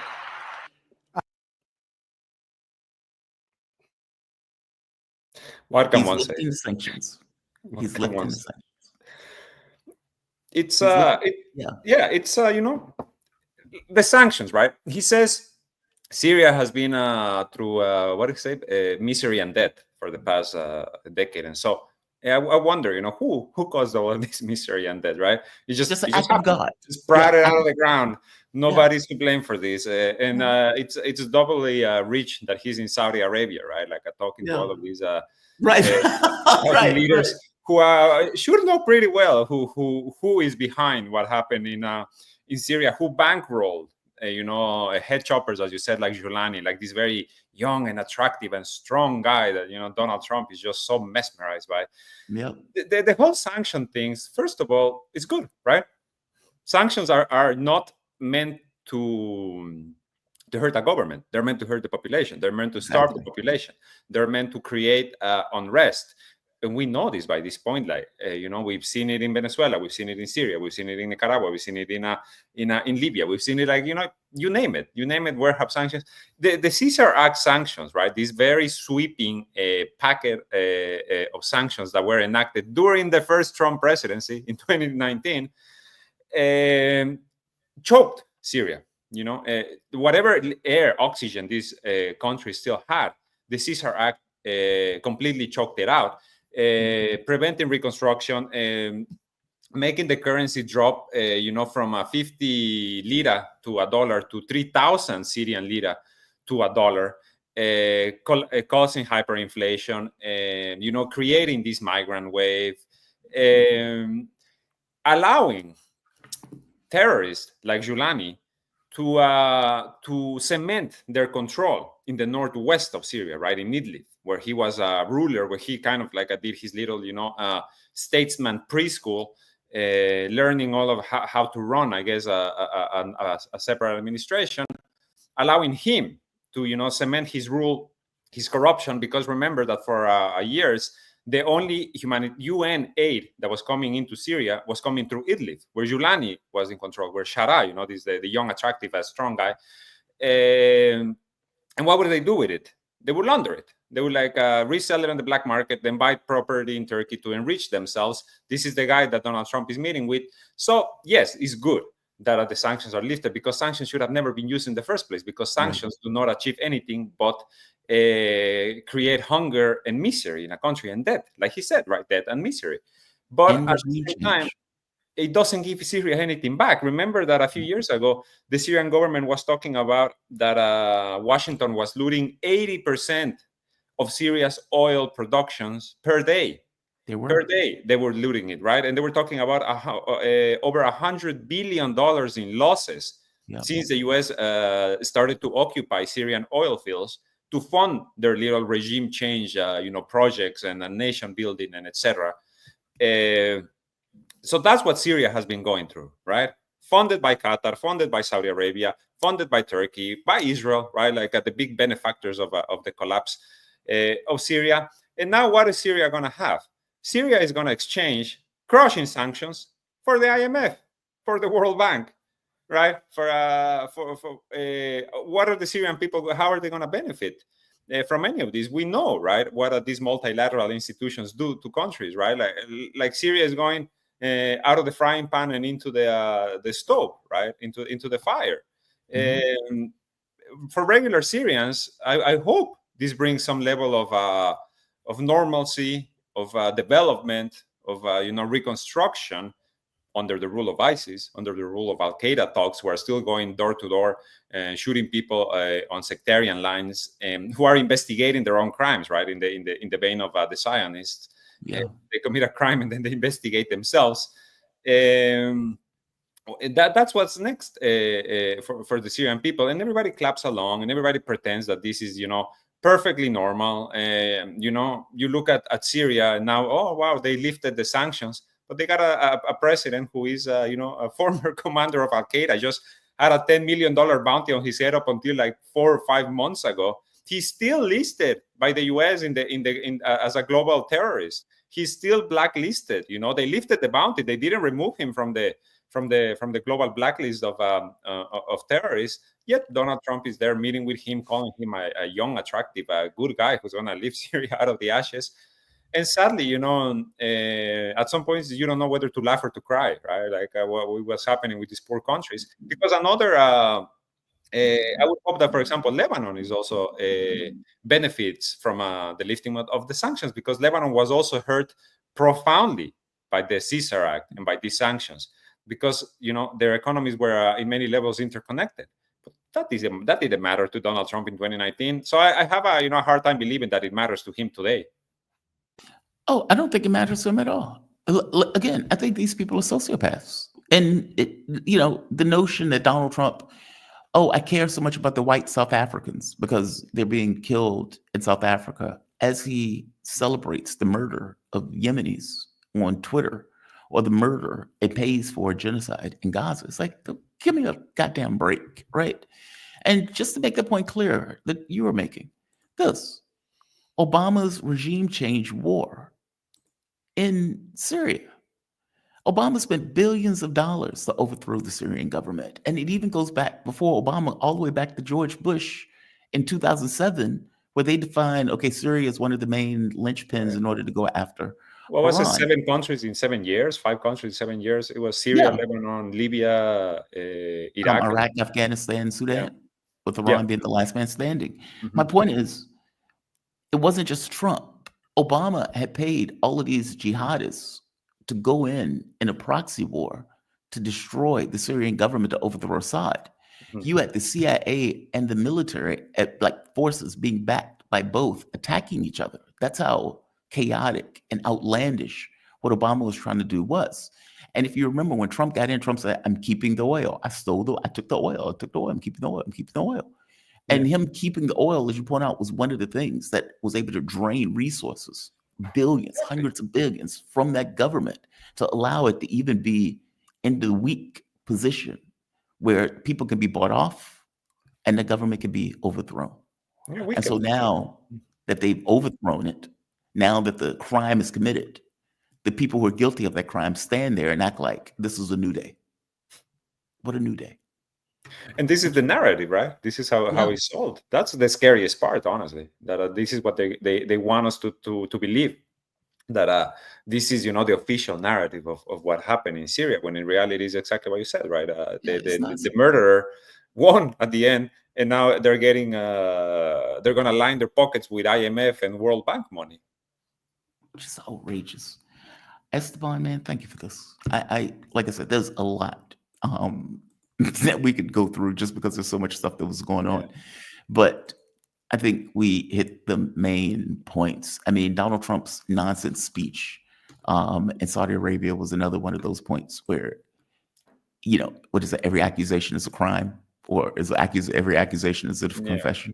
The way he talks about normalization, right? Like his dream is for Saudi to normalize with Israel, and with Shara, with Julani, he also said, like he called on him to normalize with Israel. This is the end goal. Esteban Carrillo.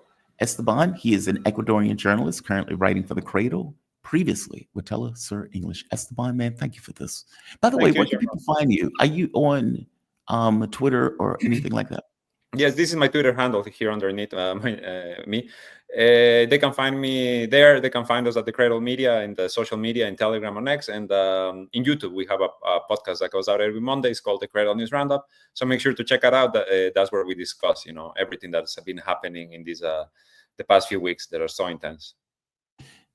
He's a fantastic journalist. Definitely check him out. I follow them. Their news blurbs come up on Twitter all the time, and it is always informative. Thank you for this, man. I appreciate it. Thank you, Jamal. Talk to you next time. You have a good one. All right. I would like to bring in my next guest. I have not talked to him in a while, so it would be great to catch up with him. Jermey Kuzmarov. He is managing editor for Covert Action Magazine and author of several books on U.S. foreign policy. Jermey, you have a book that is coming out soon on Gaza, correct? You're working with on Syria. On Syria, I'm sorry, working with Kellog. Yep. Yeah, he mentioned it once before when he was on the show. Welcome back, man. How you doing? You doing okay? I'm doing great. Thanks. Good to be with you. No, it's good to be with you too. There is a lot of news that is taking place. Some of that stuff is taking place in regards to the negotiations in Russia, where you get Zelensky is apparently going to Istanbul for the Istanbul 2.0 talks. You got European leaders getting Trump to agree with him to say, hey, we have a ceasefire deadline, and you better meet this deadline. You get Merz saying, clock is ticking, Putin, as if Putin cares about any European leader. These people are the most pointless people on the planet, and yet they act as if they have some kind of power. They have no power at all without the United States. In fact, even the sanctions that they were talking about passing, they point out that they require the U.S. to even do that. And so from Trump's side, he is sending Witkoff and Kellogg. And it's like, okay, so Kellogg is going to take that moronic plan that was already turned down to Istanbul. Why? So you just don't want to deal. That's what it is. It's like you're really going to take that long flight just to fail miserably. Okay. Putin said direct talks. He didn't say anything about the U.S. This was something Zelensky brought in. But I want to get your take on something. Maloof made a point yesterday, and I guess I've made the point myself. This notion of any negotiation that takes place about Ukraine that Russia and the U.S. are talking about is about more than Ukraine. By definition, it has to be, because Ukraine has lost the war. And so if we're just talking about, meaning if I'm Putin and I'm having a conversation with Zelensky, okay, Zelensky has no cards. If this war keeps going, your military will fail. You will lose. We will take Odessa. Hell, we may even take Kiev if you keep pushing us to do so in order to quote unquote denazify the country. So any terms that you come to me with are just terms, let's say, of convenience for me to stop the war because I just don't want to keep the war going. But if I need to, I can keep going. You can't. So you have no cards. In a negotiation, you will lose. You will be, by definition, at a weaker point in regards to any kind of negotiation. Now, if you are Trump having that conversation, okay, well, Ukraine is an item on the list, not the main thing on the list. And there are other things you can bring into it. Hey, I may bring in the sanctions. I may bring in business deals. I may bring in whatever else I want to bring into it, which means that you may get more out of that negotiations if the U.S. is involved, because the U.S. has more to offer, as opposed to Zelensky having a one-on-one conversation where he has literally nothing to offer at all in that peace talks. I suppose that's why Zelensky is like, hey, Trump, come with me into these negotiations. Because at some point, on some level, he realizes I have no cards to play in this. Not to mention, I don't think he wants a peace deal anyway. But give me your take on this. Well, it's not clear on the U.S. side. There's a lot of posturing, but whether the U.S. is really willing to acquiesce to, Russian terms and acknowledge, Russian territorial gains, and grant the concessions necessary for a durable peace. And I mean, we shouldn't forget the underlying U.S. geopolitical agenda all along. They've basically been using Ukraine as a kind of proxy and battering ram, to weaken Russia, to, I think, divide. Part of the goal has been to create a breach between Russia and the rest of Europe, and especially Germany, because that's what the U.S. feared. A strong Russian-German alliance would really undercut U.S.-UK power in Europe and around the world. And they want to control the entire Eurasian region. I mean, if you read Brzezinski, it goes back to Halford Mackinder, the British imperial strategist, who viewed Eurasia, the dominance over Eurasia, as crucial to world dominance and worldwide hegemony. And Brzezinski basically draws off Halford Mackinder. He's not really a very original geostrategist. And so it's a very simple formula. They're using Ukraine to weaken Russia, get it bogged down in a quagmire. And also now Russia can intervene other places. And look, with Russia bogged down in Ukraine, look at Syria. The U.S. achieved its goal of regime change in Syria. And now, Trump is meeting this week with al-Jolani, and he's saying we're going to open our country to U.S. oil and gas companies, and we're going to build a Trump Tower in Damascus and give you all these contracts to rebuild our country, and we're going to try and normalize relations with Israel as Israel extends its occupation of Syria past the Golan Heights. So the U.S. has achieved its strategic goals, and they don't really care about peace. I mean, imperial power don't care about peace, and they want to keep Russia preoccupied with Ukraine. So they're okay. They can create the illusion that, oh yeah, we're doing these peace talks and we want to broker a peace, but they're not really giving the concessions to Russia that will give Russia the confidence to end its operation. Because don't forget, Russia wants a demilitarized Ukraine, Ukraine that's not in NATO, and Eastern Ukraine that's they've taken those territories, and they're not going to want to give them back. The people have voted in the referendum, and the people anyway in Eastern Ukraine are more oriented to Russia. Right. So I don't think the U.S. hasn't shown sign, the Trump administration, that they're willing to agree to those kind of terms. And so, yeah, Russia is not going to, give up what is won on the battlefield. And if Russia's goals aren't met, and they don't feel secure, because that could just, another war could break out any time if Ukraine is not demilitarized. Another war. So unless Russia's confident that their security is intact, but there's no sign that the Trump administration is willing to make those concessions. I mean, yeah, at some point, you're right. Ukraine will just lose everything because they can't continue to fight they've lost. They don't have the manpower to carry this out indefinitely. I mean, Russia is a much stronger military, and Russia hasn't even yet resorted to a draft. So eventually, Ukraine will have to come to some kind of term. But the U.S. seems to be happy just having this drag out and pursue its ambitions all around the world. So I think all things being equal, Trump may want to end it, but in his mind, he wants to end it on American terms, which is ludicrous at this point because you've lost the war. Mm-hmm. Like, it's almost like this inability to, it's the American exceptionalism thing that I think is playing in his mind, that I'm America, I have to be a winner, I have to be strong, I have to be all of these things, I have to save face, and I don't want them screaming at me that I've lost the war if I accept Russian terms. Okay, but you did lose the war. And on some level, he implicitly admits it when he points out, and if we walk, in 3 years, Russia's going to take it all. Okay, for one, I don't think it's going to take 3 years. But whatever, the fact that you acknowledge it's a proxy war and that Russia is going to take it all implies you've lost.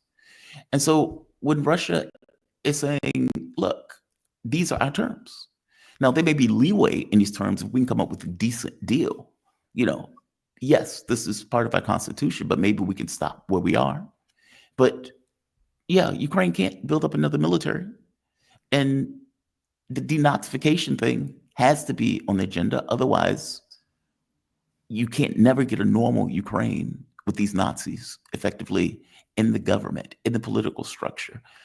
Like, meaning, if you have a situation where they just build up another military in order to do this again in 5 years, okay, well, it defeats the entire point. So, like, from the Russian point of view, yeah, these are hard. These are red lines. They have to be red lines because that was the entire point of the special military operation. Now, whether an American president can accept that doesn't seem like he can. At the very least, not yet. Maybe when they get to the point where the military is starting to crack, and it seems like they are. I mean, I was looking at the advances that Russia was making just over the last few days. They're taking village after village after village, and they're getting in positions of like major cities in a way that Ukraine doesn't seem to be able to resist in the way that they were able to resist before, meaning they're getting weaker and weaker. Russia is bringing on 30,000 volunteers a month. Ukraine is snatching like 1,000 people off the street a month in order to press gang them into a military for them to die within a few days. This is unsustainable. And yet, Zelensky clearly doesn't want a ceasefire. The Brits and the Europeans clearly don't want a ceasefire, but they don't care about the Europeans. I mean, they don't care about the Ukrainians. By the way, one last point. Alexander Makarys, I think he's wrong on this. And I know that's bold of me to say so. Alexander Makarys made the point of saying that the Europeans are listening to the Ukrainians and is getting incorrect information in regards to what is happening on the battlefield, meaning they believe that the Ukrainians are in a stronger position than what they actually are. I don't think that's the case. I don't think they care. I don't think there's this love of Ukraine. I think the entire point of this was to stick it to the Russians. And even if it's to the last dead Ukrainian, they want them to keep sticking it to the Russians, meaning they want that last Ukrainian that is about to drop dead to stick it to that last Russian on his deathbed as he goes into that good night. Meaning, I don't think the Europeans care. They may have military analysts who are looking at the battlefield and saying, hey, this is bad. But I don't think it's this thing of, oh, we're getting misinformation, and so we are taking a position based on misinformation. I think they're taking, their point of view is, we need to build up our own military, and we need the Ukrainians to keep fighting for as long as they can, while we increase our military stocks, increase our military industries, build up our military capabilities, etc. It's not about whether or not Ukraine is doing good. It's about Europe and its ability to expand their own production. What is your take on that? Because I could be wrong on this. Maybe they are getting poor information. Maybe I'm just, in a bubble on this stuff. What is your thoughts? Well, I think you're correct. Look, if you have the information, they can get it very easily. I mean, sometimes, yeah, maybe they're not processing. You know, you had this in the Vietnam War. A lot of American intelligence analysts were presenting good documentation, yeah, including Ray McGovern, who went on to found the Veteran Intelligence Professionals for Sanity. You know, he started off in Vietnam, and he worked with a guy Sam Adams, and they were providing good intelligence on how strong the Vietnamese communist forces were, and how intractable the U.S. strategy was. But their reports were just dismissed because there was this underlying, political agenda and perhaps an underlying ideological zealotry. So I think we're seeing a parallel here, maybe a mixture of both a political agenda and an ideological, in many ways, irrational anti-Russian zealotry that is resulting in this heavy investment in military operations that are ultimately, like Vietnam, destined for failure. You're right. I guess it could be either way, right? It could be maybe they are given the data, but they just don't believe it. I mean, it could be like the war in the first place, where they were like, Russia is Nigeria with snow. They're a gas can masquerading as a country. We just need to, we can destroy them economically and militarily. And then in reality, it doesn't work out that way. It's just not the Yeah. case. With Yemen, that's another good example. The U.S. believes it can get air superiority within a few days. And after 30 days of bombing, not only could they not get air superiority, they nearly get planes knocked out the sky, ships nearly get hit. I mean, they get it wrong. It could be that. So you could be right. Yeah, and the European case, I mean, it's totally irrational because they would actually benefit. I mean, Russia is an abundant source of oil and natural gas, and with the Nord Stream pipeline, it would have been a tremendous benefit to their economy. And instead, they're paying much more for natural gas from the United States. So this is just totally irrational. And I think in the Cold War, the publics were whipped up into this hatred of communism through the culture and also the religious institutions. But you don't have that today, and so a lot of these leaders are hated by their own population. They live in a bubble. They're these kind of zealots, Russophobic zealots, and they don't have a huge support among their own population. Although it seems to be more the liberal left these days that got caught up in this Russophobia, and that the conservative elements are the ones not buying it, and so they're facing hazards politically as to how long they can survive. And these are really hated leaders, whether in Britain or if you talk to people or go. Times I've traveled in Europe and talked to people, they really hate those people. Whether it's Keir Starmer or Macron or in Germany, their population, a lot of them at least, really hate these leaders. You know what's wild about that? That's a really good point. We don't know if in 5 years they're even going to be there. I mean, if Marie Le Pen's party wins the national rally, okay, well, she's skeptical of this war. She just gave a speech going after Europe for being warmongers and for the conduct that they've taken in regards to this war. If you look at the AfD, they're the number 2 party in Germany at this point. You could easily conceivably see them moving to the number 1 slot based on German behavior in regards to this conflict. Okay, well, those are the 2 main countries with the UK, but the UK is not technically considered part of the European Union. So if that axis breaks, then all of this stops. Like they can't sustain this. Georgie Maloney is not for it. So they're already in a precarious position politically, as is. So, no, that's a really good point. I want to get something else. I want to hit you with something else. There's a Kellogg thing, but I'm not going to go to the Kellogg plan. I want to go to Ritter, Scott Ritter. I hear this argument consistently that it's not Trump, it's the people around Trump. And I heard it today when I was having a conversation with Caleb. I hope he's not pissed off that we're at odds with the conversation. But this notion that, well, it's not Donald Trump. It's somebody else who's sabotaging Trump. It's somebody who's around Trump that's hurting his ability to do X or Y. And it's like, why are we acting like Trump is not the president of the United States? Why are we acting like Trump didn't hire people? If people indeed are policy, which I think they are, you hire somebody because you want that person's foreign policy or that person's policy. Otherwise, why are you hiring them, right? If I'm hiring RFK Jr., well, his big thing was childhood health. Okay, I'm putting him in Health and Human Services. He's running a policy that I care about. If I'm hiring Kellogg, if I'm hiring Waltz, if I'm hiring Rubio, if I'm hiring Gabbard, I'm hiring these people for very specific reasons because people are policy. And so when people are like, it's the people around Trump that's doing it, I'm like, dude, Trump is the president of the United States. If Trump wanted to walk on day one and say, this is Joe Biden's war, he could have done that. If Trump wanted to say, I'm stopping all of the weapons and I'm getting my proxy on board, he could have done that. He did not do those things. Ritter was on Judge Nap. Judge Nap, fantastic show, by the way. Okay, why can't I pause him? Why can't I pause him? What the hell?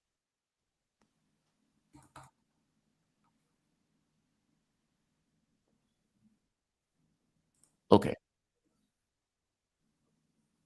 What the hell? Give me 1 second, Jermey. Okay. I don't know what's going on with that. For whatever reason, he wouldn't shut up. I could not shut him up. All right, so I'm going to play this clip and listen to what he says here, because I think what he's saying here is wrong. It's not given, it's almost taking agency out of the hands of the president of the United States, which I think is very weird. But sinking the Iran policy. He's Ritter. Take on this. Marco Rubio is a bigger traitor to Donald Trump and Donald Trump's policies than Mike Pompeo was. It is Marco Rubio that has sunk the Russia policy, and he's sinking the Iran policy. He's preventing Trump from achieving the policies. When I say prevent Trump, it's because Trump is ultimately, at the end of the day, a very weak and insecure man who doesn't have what it takes to stand up, look people in the eye, and say, you're fired. And that's what he needs to do to Marco Rubio right now. Fire him, terminate his existence. But he took $100 million from Edelman's widow, and gosh, he surrounded himself with the wrong people. But Donald Trump, this is why he's failing right now, because of Marco Rubio. And Marco Rubio is behind Mike Waltz being kicked out. So the man who made a career of firing people, who in his first administration, people were being fired left and right, doesn't have the stones to fire people. And the reason that he's failing is because of one of his minions, his underlings. And that is the reason why Trump is failing, because Rubio is sabotaging everything that he's effectively doing on the peace front in Ukraine, despite the fact that Trump is the president. Trump hired Rubio, and Trump at any point could have walked. Trump at any point could have stopped the weapons. Trump at any point could have said, look, until you come to terms, you're getting no more weapons, no more intelligence, no more anything, or hell, you're not getting it anyway because we're trying to make a deal. Meaning Trump has agency. I don't know why people like Ritter are acting like Trump doesn't have agency in this process. I don't get this argument. Give me your thoughts on this. Well, first, when I saw this, because you sent it to me yesterday, it reminded me of what I've seen with the Kennedy. There's this group of Kennedy cultists, like Oliver Stone. And, I love these guys, but I think they're a bit misguided. They say the same thing on this issue. When it comes to Kennedy, they say, oh, he wanted peace in Vietnam and all around the world, but there was McNamara, and he was fighting all the people in his administration, and he had a different vision. But he's the one who appointed McNamara. He appointed Dean Rusk. He appointed Walt Rostow, who was this super anti-communist, tied with the CIA, who had all these schemes to defeat, left-wing guerrilla movements around the world. And Kennedy was, in fact, enthralled with counterinsurgency and countering wars of liberation. So it kind of just reminds me of the same thing. They build up the president as some kind of idealistic and messianic figure, and then, oh, it's his advisors who did him bad. He was trying to fight them and fight the establishment. But it's not how American politics works. I mean, the president is, you have to look at the structural forces in American politics that put people in power. And, Kennedy, his case, he came from a very, very wealthy family, and his father bankrolled his campaigns, and he was tied with a lot of his appointees came from the Rockefeller Foundation and, big corporations. And with the Trump case, I mean, here's a billionaire who's tied with all the, top 1% of the power elite who put him in power.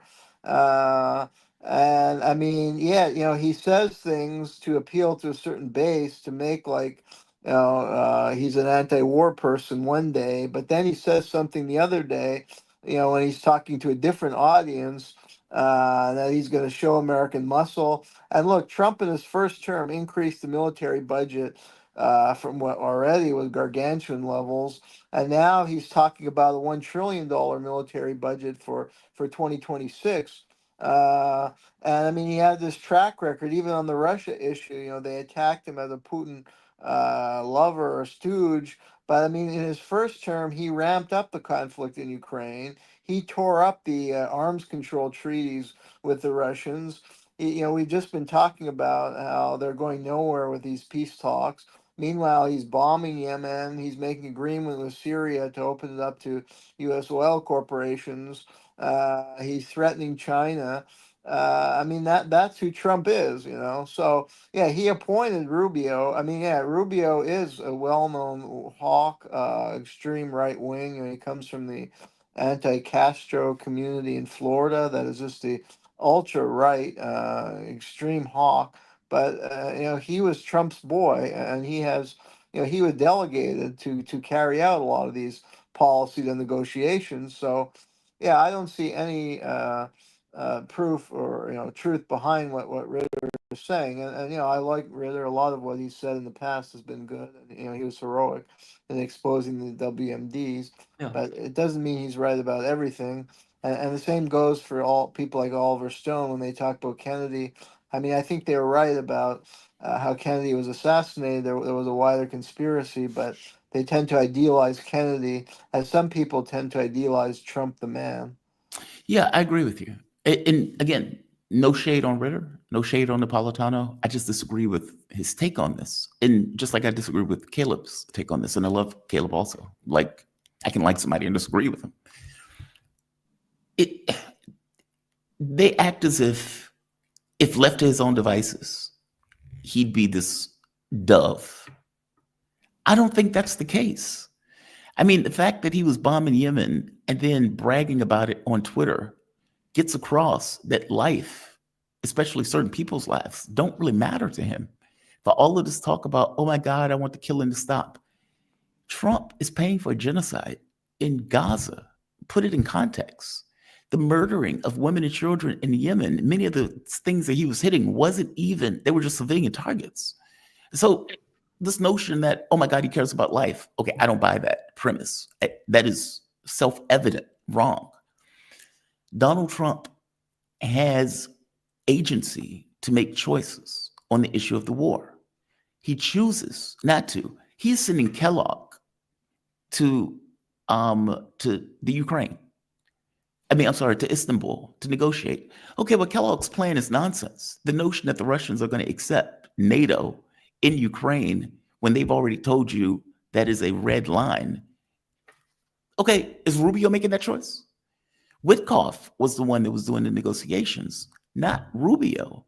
Now, they may have had internal discussions in the White House, but Witkoff was the one who went the first time around and came back and says, if you want to end the war, you have to do this. Trump decided he didn't want to do that. And instead, he goes with, okay, let's go with Kellogg. Okay, well, no. It's like meaning as president, you are making a choice. And the choice that you're effectively making is dead on arrival. And yet, the guy who had that plan that was dead on arrival is the guy that you're sending to Istanbul with Witkoff to negotiate. What do you think you're going to get out of that? Is that Rubio making that choice? Or is that Trump making that choice? And if it's Trump making that choice, how are we blaming Rubio for this? I just don't get this notion of blaming the minions in order to try to give a pass to the principal, who is the one with agency in this process. I don't get it. Yeah, and an added factor that it's evading this focus on personalities within the administration is evading the structural forces that drive U.S. Yes. foreign policy and imperialism. And we see consistent policies across administration, whether it's Trump, whether it's Biden. And it's a quest for global domination to open up country to U.S. corporations. And that doesn't really matter. That the president, in a way, is a figurehead because he required, there are billions of dollars that went into the elections to get him elected, and he had to raise all that money from. These are the forces that really are driving this foreign policy. And if he were to counter that and appoint a real pacifist as a Secretary of State, he wouldn't last long in the presidency. They would plot a coup immediately against him. So he appoints a hardliner like a Rubio. But I mean, yeah, Trump, of course, is his own person, and he's always been an arch nationalist and militarist. I mean, he's only against certain wars, usually when they become unpopular. I mean, Right. at the time, he was not part of any peace groups that were trying to oppose it. Principal people who marched or who wrote articles, who often faced censorship or loss of jobs or ridicule. Trump was never part of that community of principled people. He's just he's your typical politician, con man who says what he says one day and something else the other day if he thinks it'll advance him politically. He's a man of no principle, and you Yeah. can see that in a lot of the policies he carried out, including the draconian immigration policies. There's no Yes. regard for humanity in those policies, like many of others' policies. So I don't know where there's coming from, but By the way, no regard for humanity, no regard for the U.S. Constitution, no regard for the Emoluments Clause, no regard for yeah, human life. I mean, like yeah, you can go down the list. No regard for anything, exactly. for honesty. Yeah, Like all of these things, like right, all of yeah, these things matter less than his own ego and what he wants. And and I want to double down on the point you made because it's a point that Brian Beletic makes all the time. It's less about the man, and it's more about when you're in that office, you have a view of the world. And in that view of the world, I'm the US president. I'm a powerful guy. People have to listen to me. They need to do what I say, even if I'm losing the war. Like, meaning Trump is trying to dictate an outcome in a war that he's already lost. And he's acting as if he's a mediator in a war that he's a principal in. I mean, for God's sake, they're still firing missiles. Like, but in the Victory Day parade, just before the parade, they were firing 500 drones, HIMARS, which means US intelligence going into them firing those things into Russia or at Russia. I mean, so like this notion of I'm a mediator is nonsense. What Trump wanted was to freeze the conflict. That's what he wanted. In the same way that the Syrian conflict was frozen. And you saw what happened in the Syrian conflict, which sprung up back to life at the most inopportune time. He wanted to freeze it, move over to China, and at some point come back around to it, handing it off to Europe in order to keep tension in regards to Russia. That's not really ending a war. That's not really a guy who's going into quote unquote peace. That's him trying to manage what he considers to be a losing conflict in a way that is in America's interests. That is different than what Russia wants, which is we want to settle this. Period. Those are different things. I'm going to give you the last word, Jeremy. no, absolutely. Yeah, I think your analysis is right on today, in much of what you said.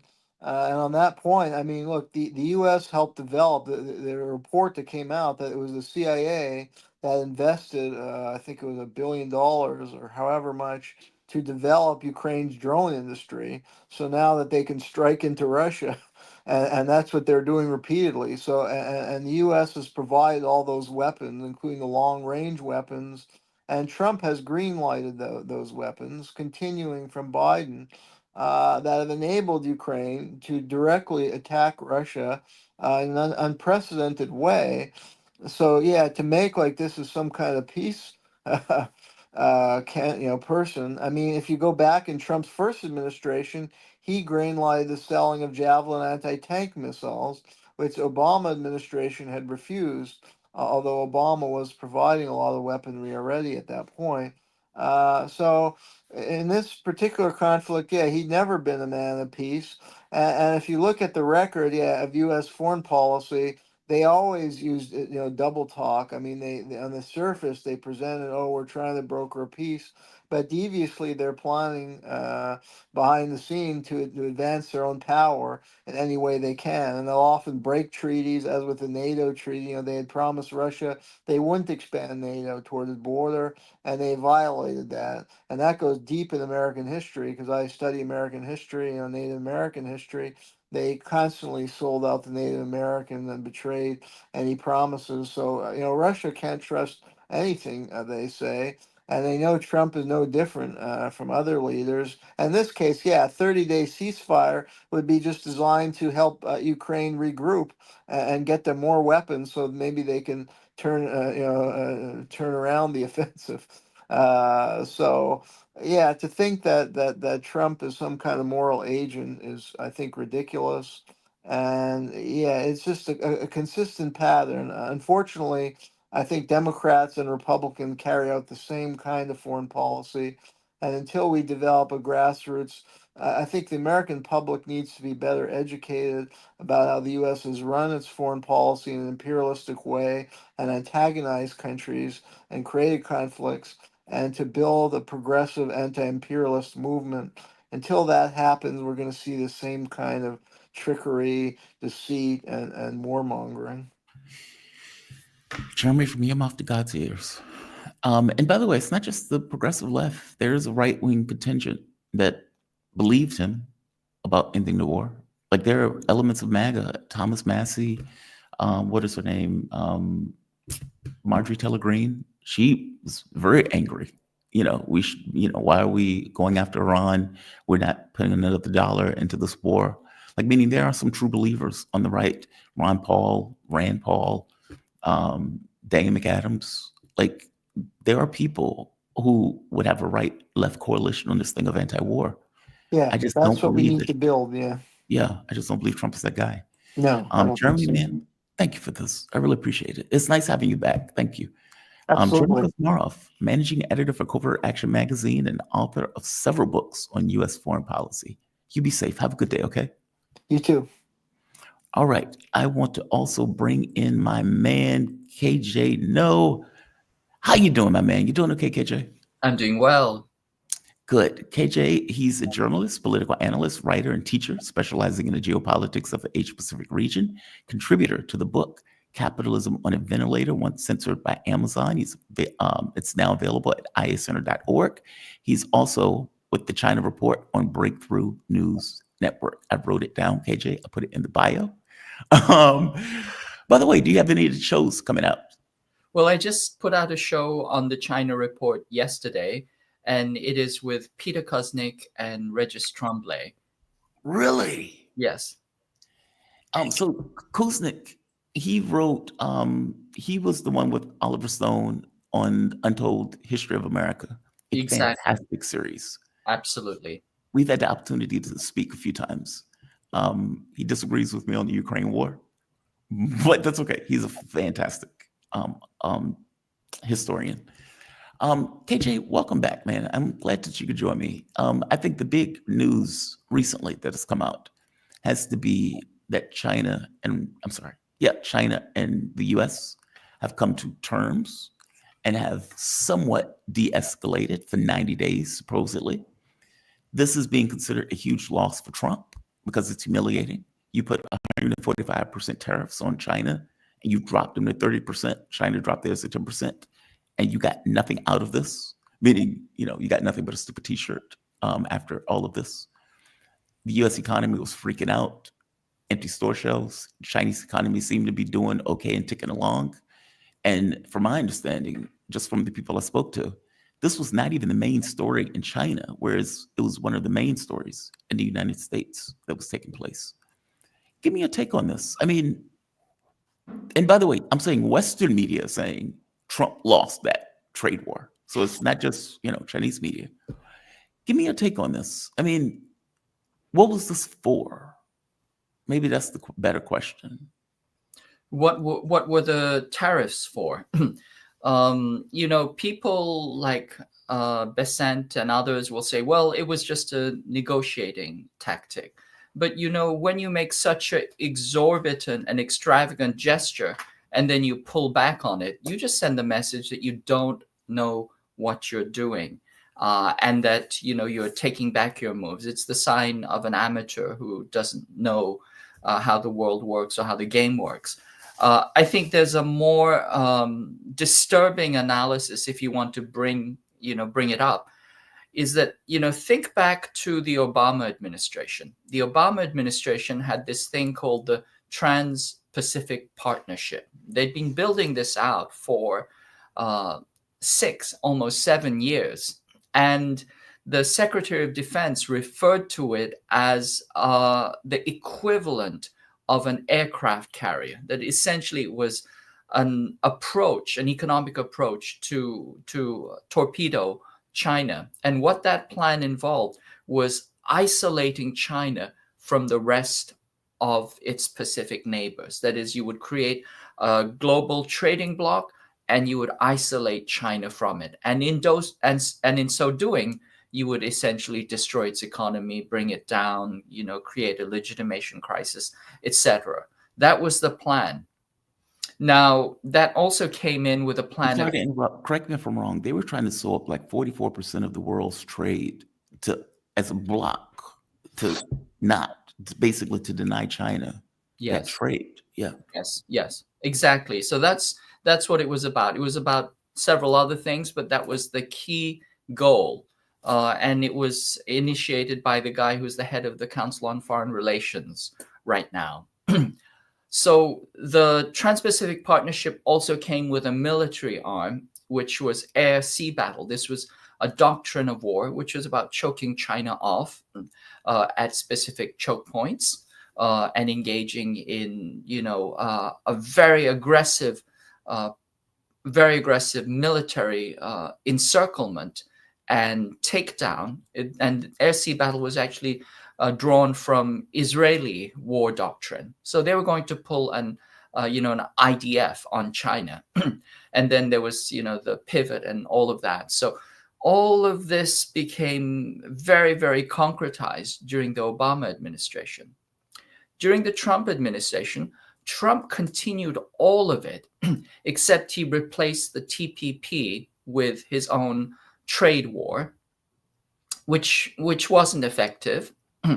But now it seems like he's coming back to a TPP type strategy, which is to say that how can you isolate China from the global economic system? You impose massive tariffs on it, and then under the threat of massive tariffs, you threaten all the other countries to either ally against China or be sanctioned to death, tariffed to death. So this is, I think, one way of looking at what was going on. Now, it hasn't worked because China's ability to deal with tariffs is much, much stronger than the US's ability to impose tariffs. And, the numbers are out there. Last month, China's exports, instead of decreasing, increased. They increased by 8.1%. Even as they decreased to the United States, China's total export market increased 8.1%. So they are not hurting. I mean, they just continue to grow. And of course, we also know that last month, China's GDP exceeded its growth expectations, whereas in the last quarter, the US GDP growth has hit negative. And so right now, we are just on the cusp of hitting a recession. One more quarter of negative growth, and we're technically, already definitionally in a recession. So the U.S. seems to have backed down because it cannot deal with the stress. But we have to remember, the first thing is that Trump doesn't do win-win. He does win-lose. That's his mindset. The other thing to remember is Besson, who's, negotiating with China. Of course, he presents himself as reasonable, the elder, negotiator, etc. But he comes from George Soros. This is his third attempt to take down China. And just 1 month ago, on April 12th, he said, the idea is for us to use India, Korea, Japan, and Vietnam in a grand encirclement strategy against China. Those are his words. And so I think the Chinese are taking all of this with a grain of salt. They're happy to engage. They want to see if they can get the United States to climb down from the escalation ladder. But they've demonstrated two things. One is you do not back down from the bully, and they're willing to go to the mat. And it seems like the bully has backed down a little bit, but the Chinese are not going to drop their guard. I think they're going to be very, very careful, because this is not an agreement. It's not a deal. It's a 90-day reprieve. It's a 90-day reprieve. And things could go south again very rapidly if the U.S. decides to reimpose or re-escalate. And I would say, just given the continuity of U.S. designs against China, starting with the pivot to Asia, really starting 2008 at least, we know that they're in for the long haul. They're not going to let go. This is because China essentially has demonstrated that not only are they socialist, but that socialism can outdo capitalism on all fronts. And also that by having a powerful country, it creates a gravitational center which pulls other countries out of the U.S. hegemonic orbit. The U.S. relies on all of the global South. It needs this continual extraction from the global South in order to maintain its system. And when countries start to peel off and become independent, that for the United States is intolerable. And that is why the U.S. started to prepare for war against China in 2008, when it became obvious that the Western neoliberal capitalist system was completely effed up, and that China was the future. That's when it became clear, and that's when the daggers started to come out. It's funny when I have this conversation with Brian Beletic, and he would point out like these kind of strategy papers that the people came up with. And as I would tell people, I was like, it's one thing to have a strategy. Reality is different. Reality doesn't really care about your ideology. And you can write anything down on paper, whether you can pull it off is something else. And so these guys decide we're going to have this tariff war, and it fails. And to your point, it's not that it's a permanent failure. It's not like they stop. From their point of view, this still is about hegemonic control of the globe and maintaining control, regardless of Trump saying, well, this is a multipolar world. Okay, they say that. That's not the way they act. If that's the case, you're not screwing around with Taiwan or the Philippines in order to try to create a Ukraine, in Asia. Or if that's the case, you're not declaring a trade war against the world, right?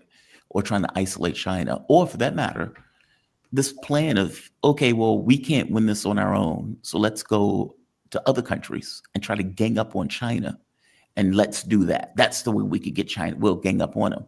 Okay, well, you've, for one, waged a war with those countries too. Like, meaning you attack those countries with your tariffs, and now you expect those countries to help you go after China. And those countries told him to F off. They just wouldn't do it. Japan wouldn't do it. The Asian countries wouldn't do it. The BRICS countries wouldn't do it. India might have made a deal with Trump, but India didn't make a deal in order to go after China. They just made a deal with Trump. Like, he wasn't able to accomplish the objectives that he set out to accomplish. Part of it was because of the markets freaking out Part of it was because the dollar was effectively losing value. But part of it was because China, that horse is out the barn. They're too strong and too much of an industrial power to do that to. And we're too reliant upon them for us to be able to just cut ourselves off in the way that Donald Trump was seeming to do.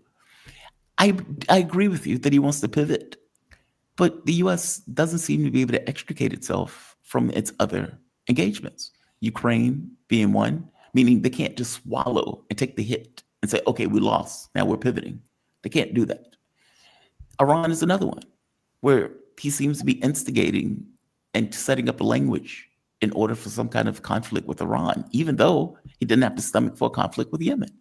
It's such, I mean, do you think this stuff is planned, or do you think it's WYSIWYG? What you see is what you get. It's just they don't know what they're doing. They're so confused. They have so, like this, how can I say it? The Trans-Pacific Partnership was coherent. It was sinister, but it was coherent. Obama was even going to sell out American sovereignty in order to make that pivot. This is not. This seems to be something else. I mean, how do you view this? Is it just Trump is incompetent? And so what he's coming out with is muddled in regards to what he seems to want. And he's sending out all of these signals because he doesn't necessarily, he can't go in a straight line.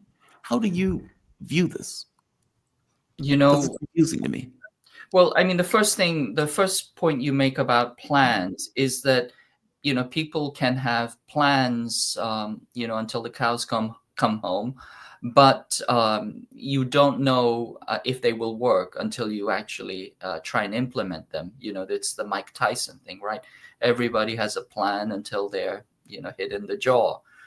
But the thing to note is, with a global superpower that has a history of waging nonstop war, the plans themselves are dangerous.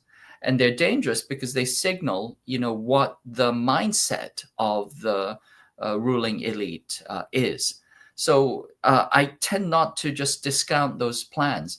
And, you know, is this what you see is what you get, or is it just you know, mass, you know, chaos?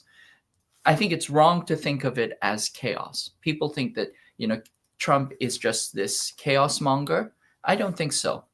I think there's design to it, and I think there's a lot of improvisation, which is why you see Besant dialing back and they're trying different things.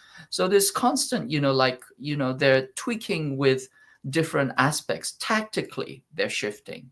I don't believe that they've changed strategically. The plan is to take down China and to see if they can reabsorb it into the global capitalist system, because that's what their worldview is, that there has to be, the global capitalist system has to function the way it was functioning. I mean, it never functioned. It always functioned from war and you know, mass slaughter and violence. But they want to see if they can get it back on track.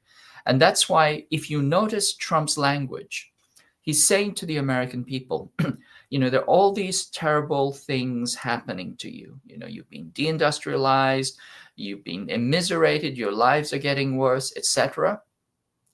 And then if he were an honest broker, he would say, well, you know, what's happening is, you know, this is a logical consequence of monopoly capitalism. Monopoly capitalism, you have markets, those corporations become incredibly big. Once they become so big, they no longer need to produce anything useful. All they do is they gouge you, and they shift to they shift to financialization. That's why if you go on to DoorDash, you know, if you can't afford your burrito because you've been terribly immiserated, you can pay for your burrito in 4 easy installments, right? If you can't afford your GM truck, you can pay it in, you know, you can get a plan. It's all financial. Also, by the way. Sorry?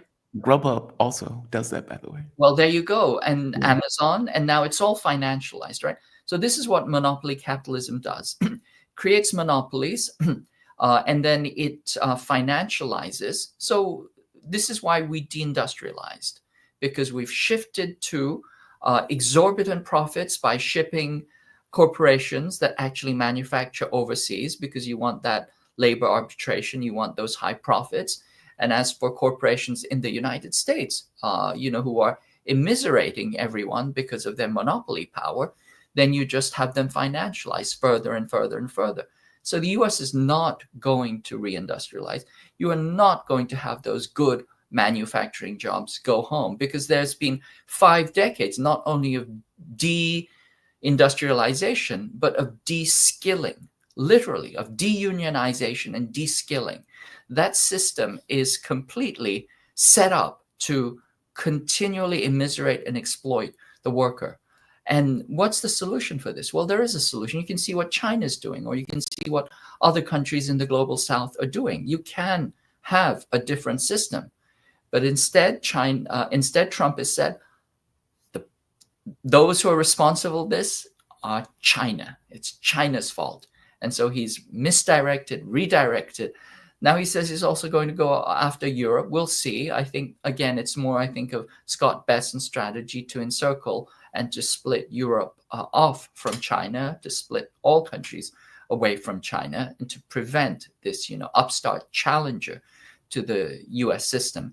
But anyway, if you understand that the problem is not China, then you would be orienting domestic politics in a completely different way. But see, there's the rub, KJ. There's the rub. Like 2 points. Mm-hmm. I do think Europe, on some levels, is about Europe. And the reason why I say that is, yes, he wants Europe on his side in order to gang up on China. I agree with you on that. But they take issue with this notion of the European Union. I mean, like when you hear Letnick say, they don't take our big, beautiful cows, and they don't take our fat, beautiful pigs and whatnot. It's like, yeah, because you stuff it with hormones and all this other stuff that causes cancer. And Europe is saying, no, we don't accept that. We don't want that. We don't want those ingredients. We don't want those items that you put into your foods, into our foods. So there's plenty of things that they just don't accept in Europe that the US would prefer to force into the European economy because we want to expand our businesses. Same thing with certain food items. Well, corn syrup, not corn syrup, high glucose corn syrup. They don't allow that stuff in Europe. That stuff is illegal in Europe. And when my ex was coming into the US and she was looking at all of the items and she was like, okay, I don't want this. I can't eat this. I can't eat this. Because in her mind, this stuff causes cancer. They don't do that in Europe. They would use sugar or they would use some other kind of item. Well, the US doesn't like that. Even healthcare, like they would prefer to force insurance companies into Europe. Like, so I agree with you that, yeah, on some level, they would prefer Europe to be on side in order to go after China. But I do think they want our businesses to be able to function in Europe also. On the other point that you made, I forgot the other point. We can ignore the other point.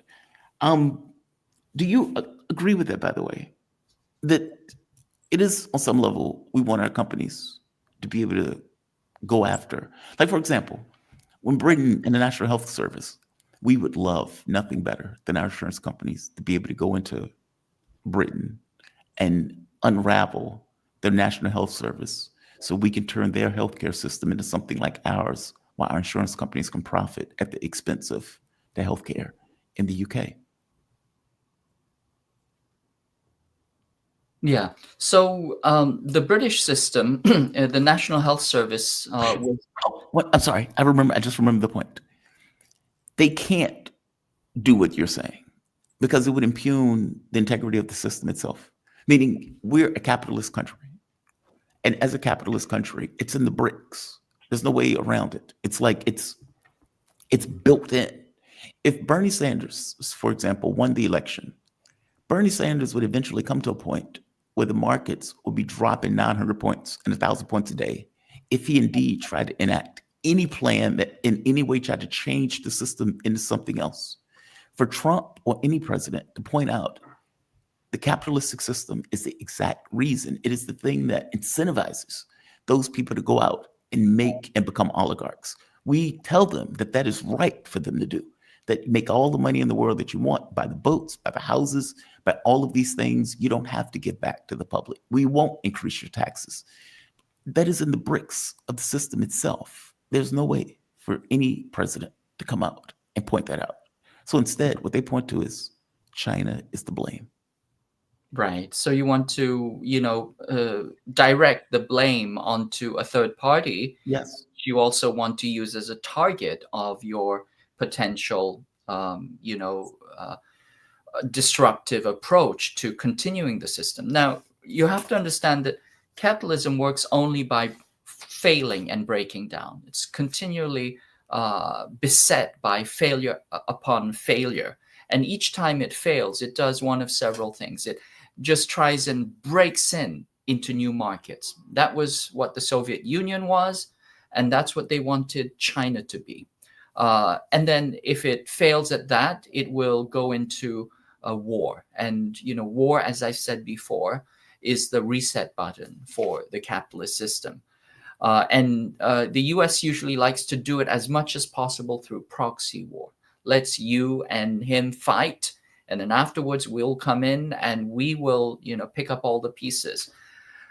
The thing about the system, as you point out, it's baked into the logic of the system, and therefore you can never have anybody who would propose anything different.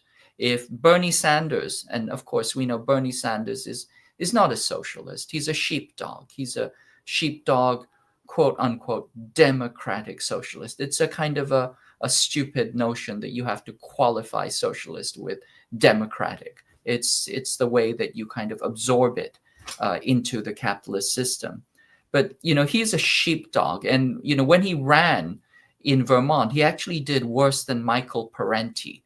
This was several decades ago. So, even Michael Parenti, with his, industrial strength, socialism was a much stronger contender than Sanders. But Sanders, through a series of compromises, or I think that there's something deeply compromised in his being itself, has worked for decades as a sheepdog for the Democratic Party. And when he gets too populist, they will take him down, right? Even if his rhetoric becomes too populist, they will knock him down. They will destroy the system in order to prevent anybody like, the rhetorical Bernie Sanders getting anywhere near the presidency. They would rather have Trump than Sanders, right? This is exactly what the Democratic Party did. So if we look at that logic, the system cannot change by itself. It's certainly not going to make the policy changes necessary to have a decent, humane system that works for the vast majority of people. So what are we looking at here? Yes, I think that, once again, we're moving towards the reset button. I believe that we're moving very, very close to war. I think these tariffs are a potential precursor to war, as they have been many times in history. High tariffs are, a setup for war. They, encourage this kind of isolationism that you want in order to wage war. Now, here's the really scary piece, is that the US knows that it cannot win a war with China. It knows in its heart that it cannot win a war with China. If you look at all the war games, they always lose. If you ask people like Elbridge Colby, when he debates with Lyle Goldstein, he kind of agrees. Goldstein says, don't even go there. You cannot win this war. The war is the US's to lose. You're getting involved, in the case of Taiwan, in a family quarrel. And the moment you get involved in that, you've already lost. You cannot win this war. And most recently, remember in the India-Pakistan conflict, the largest dogfight since possibly World War II.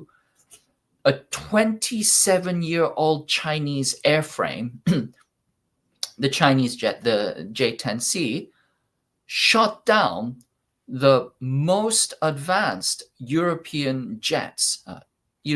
Something that costs 7 times more than the Chinese, jets cost. They are referring to this as a military deep-seek moment. So we know already that the Chinese have not only the volition, the industrial capacity, but they have the technology to best the United States on the battlefield. Going back to 1950, when the US went to war with China, China had nothing. It was one of the poorest countries in the world. You had soldiers fighting in the snow, wearing sneakers, and they had mismatched rifles, only of which 1 out of 3 actually had a rifle. And they gave the US 8th Army the biggest drubbing in the history of the military. So the US cannot win a war when China is weak, impoverished, and barely armed. Do they think that they can win a war against China when it is the greatest industrial power and has technology exceeding that of the United States? The answer is clearly no. So what are they thinking about? What are they banking on? If you read the policy papers like myself and Brian do, they're planning for nuclear war. They want to create a seamless continuum between the conventional and the nuclear and the tactical and the strategic. They want nuclear war. They're planning for nuclear war. And this is why when you look at the stuff that they're putting up along the first island chain, all of this is dual-use, nuclear-capable weapons platforms. The Typhoon can also be used to launch nuclear weapons. The Tomahawk can very easily adapt and hold nuclear warheads. They're planning for nuclear war. This is what I believe. I think there are other people who would agree with me as well. And so that is the real danger that we're facing. Okay, the tariffs don't seem to be working. The encirclement, as Besant called it, does not seem to be working. What is our fallback plan? Nuclear. But if I die, I lose. Like, meaning, if I say I take a trip, and I want to enjoy my trip. I want to have a balls out vacation. But there's risk inherent in me taking that trip. I can only succeed in that objective if I live through it. If I die, I lose. Isn't nuclear war the same? Like, meaning there's no way to win that. Ultimately, if we all die, then we lose. Like, wouldn't I need to at least have one pawn on the board in order to win the game? And if all of my pawns are gone, I lose. Like, meaning, I hope I'm making sense with that. Like, how war only makes sense, even if it's a Pyrrhic victory. It's only a victory if you're the last man standing. A nuclear war doesn't allow a last man standing. For one, it's not going to be just against the United States and China. It would be Russia, North Korea, and whoever else around the globe decides to lump in, because other countries tend to get pulled into that stuff. They don't tend to stay on the sidelines. Like, we're talking about a global catastrophe where multiple countries with nukes may be involved in an exchange. Nobody survives that. Nobody wins that. I agree with you absolutely. I believe that, if you die and you quote unquote win, you haven't won anything. You haven't won anything. Right. But I believe that there are people in the ruling imperial class who believe that they won't die. And I think there's several conceptions to that. Some of them believe that they can outlast. They estimate that, there could be, nuclear winter, but that they can outlast it in their bunkers. This is why some of these people, like Zuckerberg, has a bunker in Hawaii, right? They believe that they can outlast it. Other people believe that they have life everlasting, and this comes from their, apocalyptic notions that come from fundamentalist Christianity. And then I think there are other people who see this purely as sheer brinksmanship, not understanding that, you can't engage in that kind of brinksmanship. And other people, simply don't care. I think there's some part of it.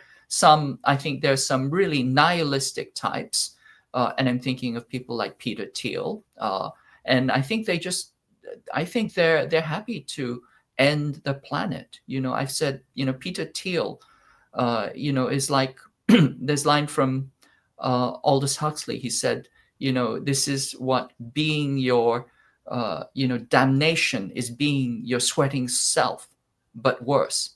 Peter Thiel looks like that. He looks like he's happy to take the rest of the world into damnation, the entire world into damnation. But now here's the thing. If you look at the statement that China and Russia released, the joint statement in Moscow on May 8th, this is important because essentially they're sending the message that, in their words, the destinies of the peoples of all countries are interrelated. States and their associations should not seek to ensure their security at the expense and to the detriment and the security of other states. We believe in indivisible and equal security.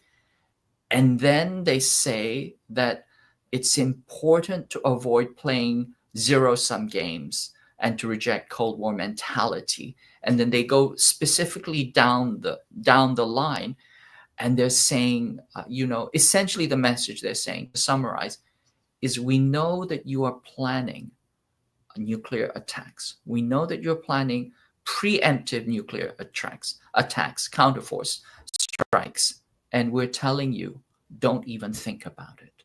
Okay. So that's the message that China and Russia are sending. Don't go. The thing is, KJ, there are some points of view of reality. There are some workable points of view that force you to engage them at their level. You just can't get out of it. Violence just so happens to be one of them. I mean, it is very hard to avoid someone who's intent on fighting somebody else. It just is. Like, meaning if you have people who are sane and rational who want to negotiate, okay, fair enough, you can negotiate and you can deal with those people in the context of negotiations. But the moment that the person is like, I am willing to kill, murder, and slaughter in order to accomplish my objectives. Okay, well, not everybody's willing to do that. And so in some cases, the guy is going to be able to get by without having to do that just because they're willing to do it. In another case, the people who are going to be in opposition are going to have to deal with that person on some level, at the level to which they are engaging. Meaning, at the end of the day, a guy with a gun is somebody you have to deal with on some level as being another guy with a gun. That is unfortunate. I don't know another way around it. Diplomatic pressure may not work with that guy, especially if he's hell-bent on invading another country or bombing another country. Like, meaning, so for China and Russia to say, don't try it, doesn't really stop them from trying it, if indeed that's what they want to do. And there's nothing that can really stop them from doing that. That's the terrifying part about that. Yeah. So, what... Well, do you think I'm wrong on that? I mean, tell me if I'm wrong on that. I hope I'm wrong on that. I hope you're wrong, and I think you're right. So I can't say much to that. I mean, certainly, you can think, are there nonviolent ways of restraining somebody who is going to be very violent? Is there a way to disarm somebody who is holding a weapon to your head? That's a very, very hard question to answer. I think what we see with China right now, and I'm reading the military, industry papers, and they're pointing out that China is developing some very, very impressive electronic warfare systems and detection systems, and they're creating a whole battery of countermeasures against U.S. attacks. So the question is, is this enough? Does this constitute enough of a shield or a barrier or even, a deterrent to the United States? That question is unanswerable at the current moment. I do not claim to know, what they're planning.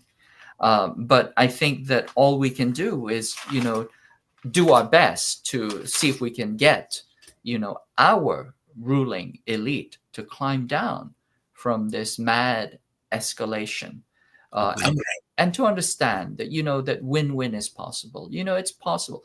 U.S. is capable of living, having a decent society and living a good life. It just needs to change its entire political system. That is possible, but it's so wedded to this notion of supremacy, to hegemony, and then it's bought out a large portion of its managerial class, with promises that, they're going to be the labor aristocrats, if they go along with that plan, and it's not going to work. So I don't have any, good takes on that, Jamal. I think that we are facing an existential crisis.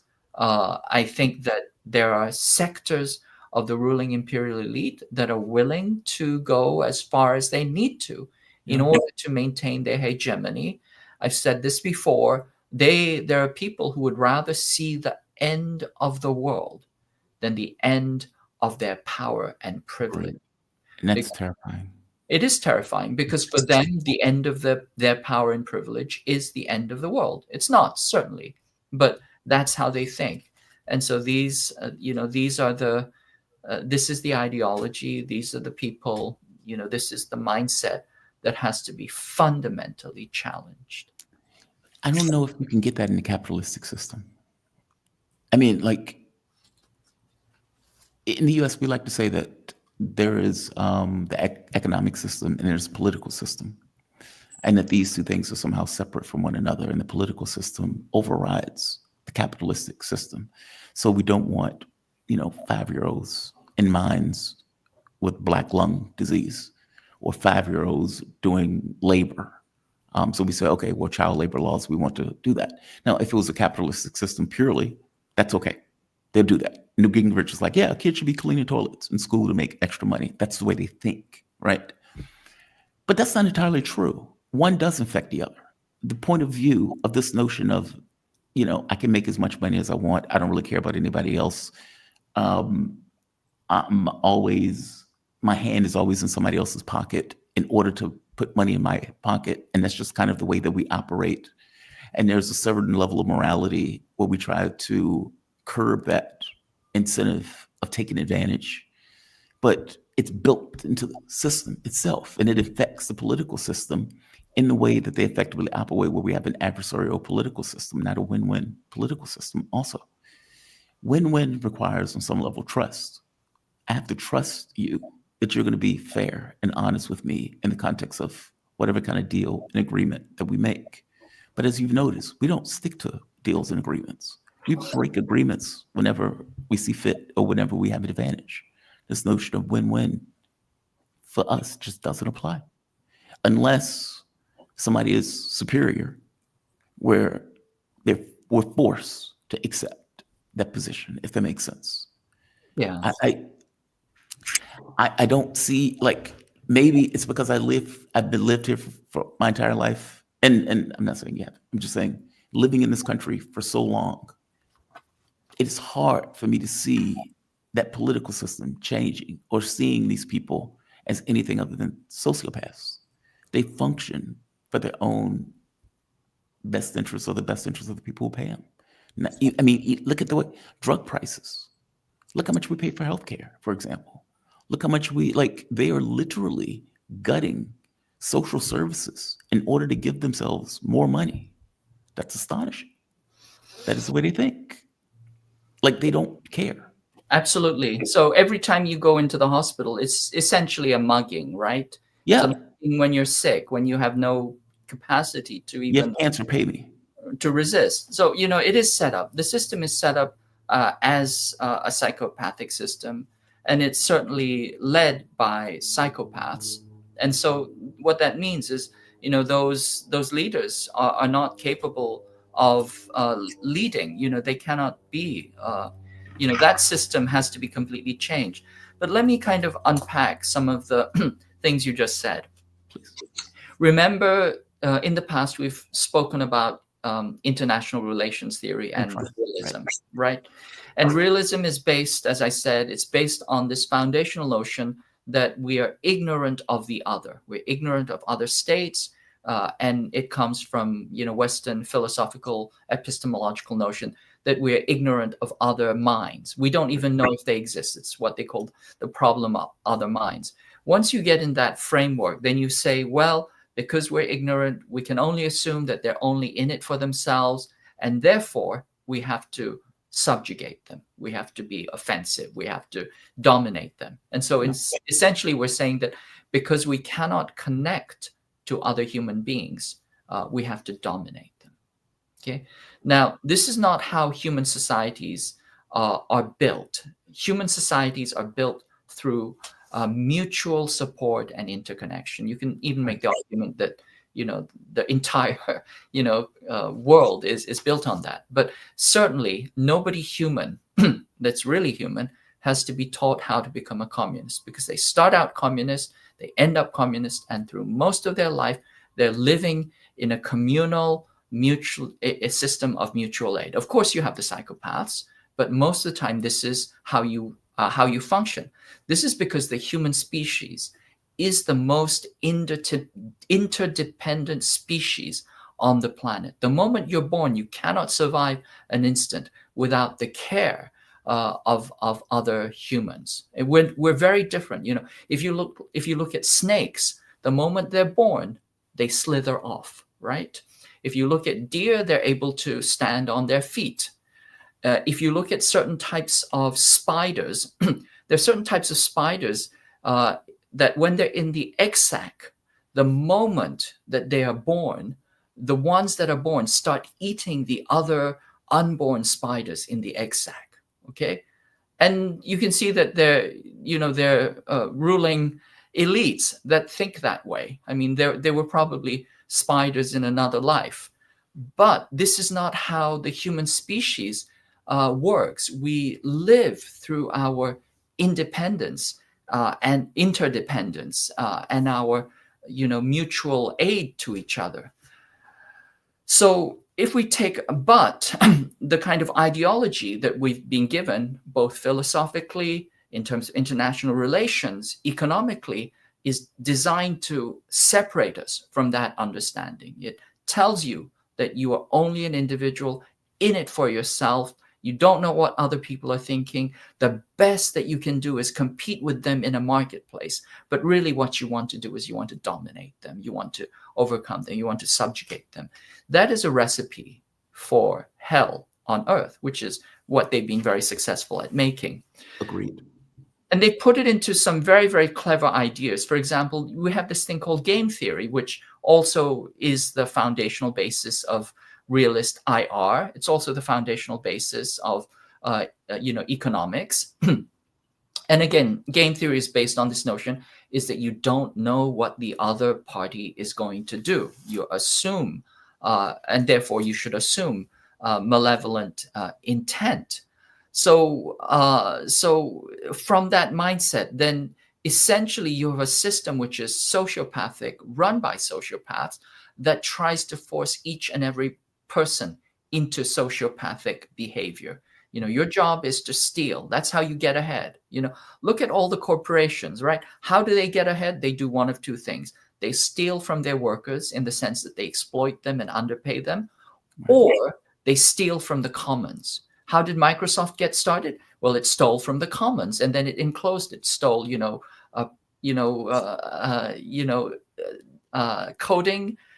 code that was in the public domain, and then it privatized it. Mm-hmm. How does Amazon make money every single day? Well, you see those Amazon trucks stopped on the street and they're blocking traffic.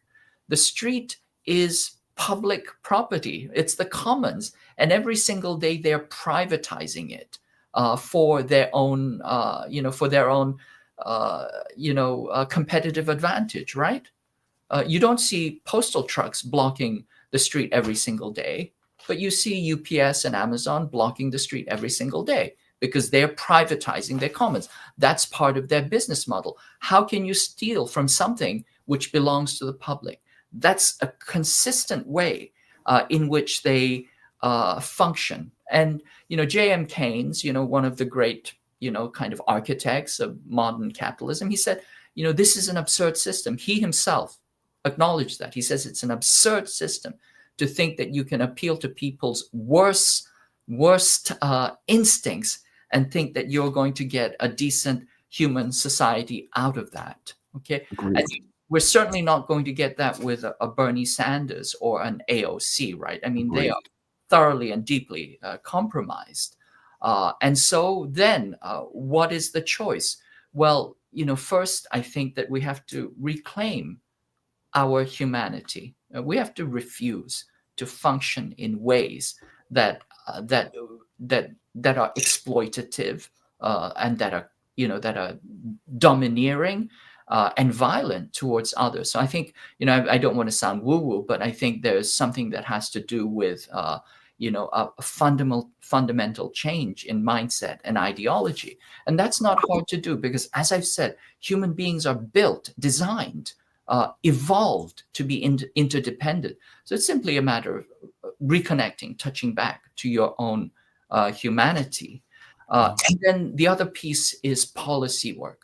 And you start with small pieces of policy work and you see if you can build out something which actually functions. You spoke about child labor. Well, we still have child labor, Jamal, but it's in the agricultural sector.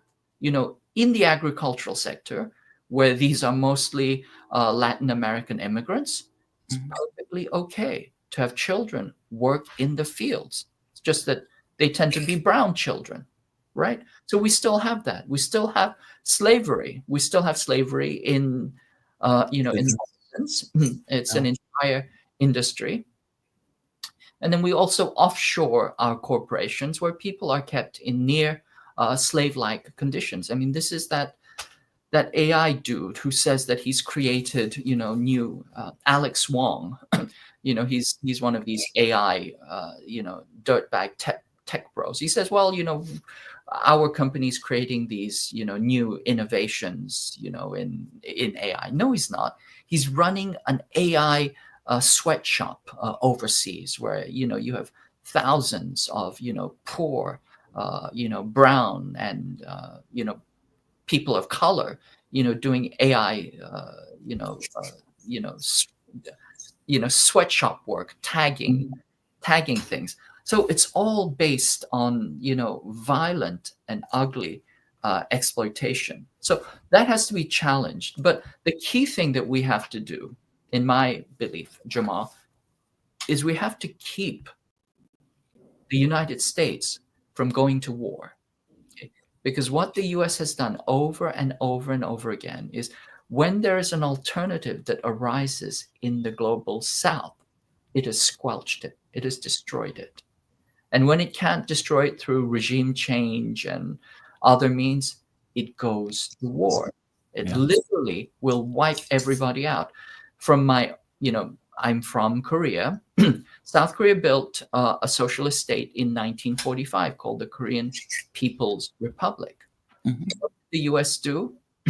It took a puppet, put him in, and that puppet literally killed off all the socialists. Literally. I mean, there's just like hundreds of thousands. Anybody who was even minimally associated or thought to be progressive, they just lined them up and shot them. The world's longest mass grave is in South Korea. It's 3 kilometers long. World's longest mass grave. And in Korea, we have 150 something mass graves that have not been excavated. This is how South Korea is built. And this is how it was turned into a capitalist system, simply by eradicating all of the people who had or were suspected of being, socialist or progressive. We saw the same thing in Indonesia, right? In Indonesia, 1964 to 1966, they simply killed off all the socialists. 1.5 million, at least, we think. Streets were running in blood. And then when they can't do this, what they will do is they will wage massive wars. So we see wars like Vietnam, like Korea, and so on and so on. And South we saw the taking down of all the secular socialist Arab states in the Middle East. All of them were taken down, most recently Libya, and so on and so on.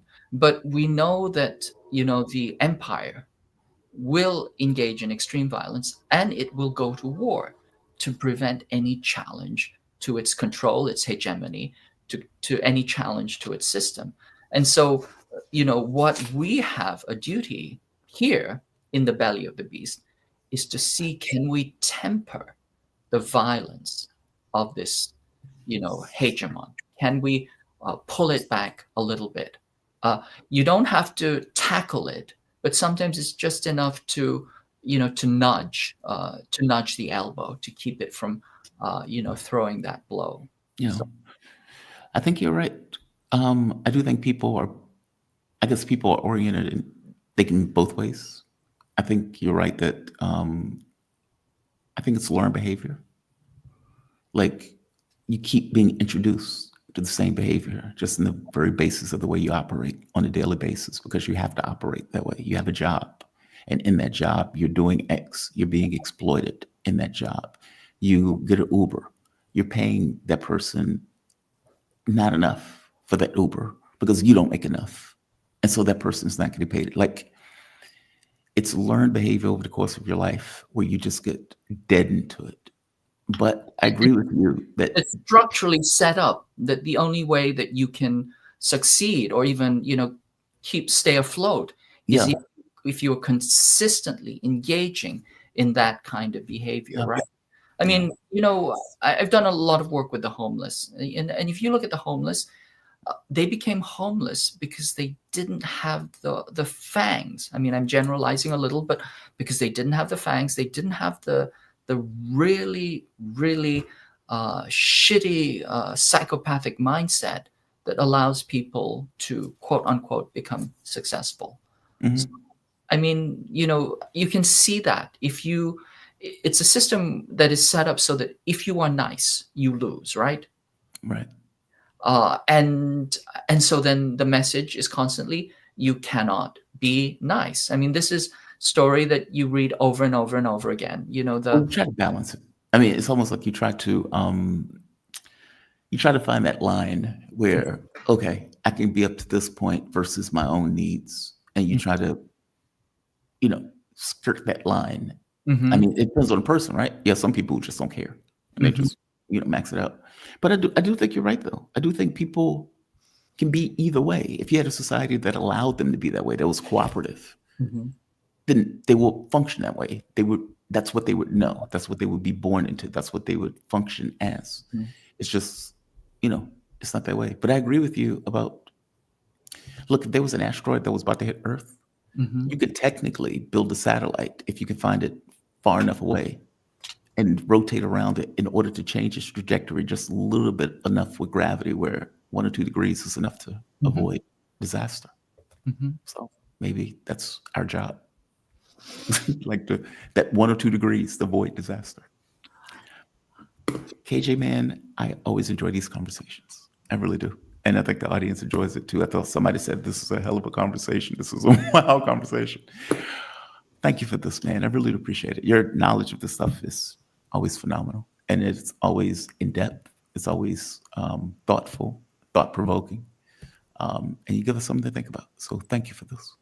Thank you, Jamal. Always a pleasure to be with you. You have a good one, man. And just so the audience would know, KJ, he's a journalist, political analyst, writer, teacher, specializing in the geopolitics of the Asia-Pacific region. He was a contributor to the book, Capitalism on a Ventilator, once censored by Amazon, is now available at iacenter.org. You can also find him on the China Report on the Breakthrough News Network. And as he pointed out, he just had an episode that was put out yesterday, so definitely go check him out. You got a taste of him today. He's fantastic. Thank you for this, KJ. Thank you. Always a pleasure, Jamal. Be safe, man. Have a good day. All right, guys. We have come to the end. I want to read the chats before I go. Let's see, who do we have? Daniela Modus Cutter. Congratulations on the award. Thank you, Daniela. And just so the audience would know, I am the recipient, if I can find it, I thought I had it up. Maybe I don't have it up. I got news yesterday that I was given a reward. Oh, okay. I'm sorry. Something caught my eye. I was given a reward, and the award is called the Serena Shim Award for Uncompromising Integrity in Journalism. This is the website. They have not put me on the list yet, but they will be putting me on the list. And it's this.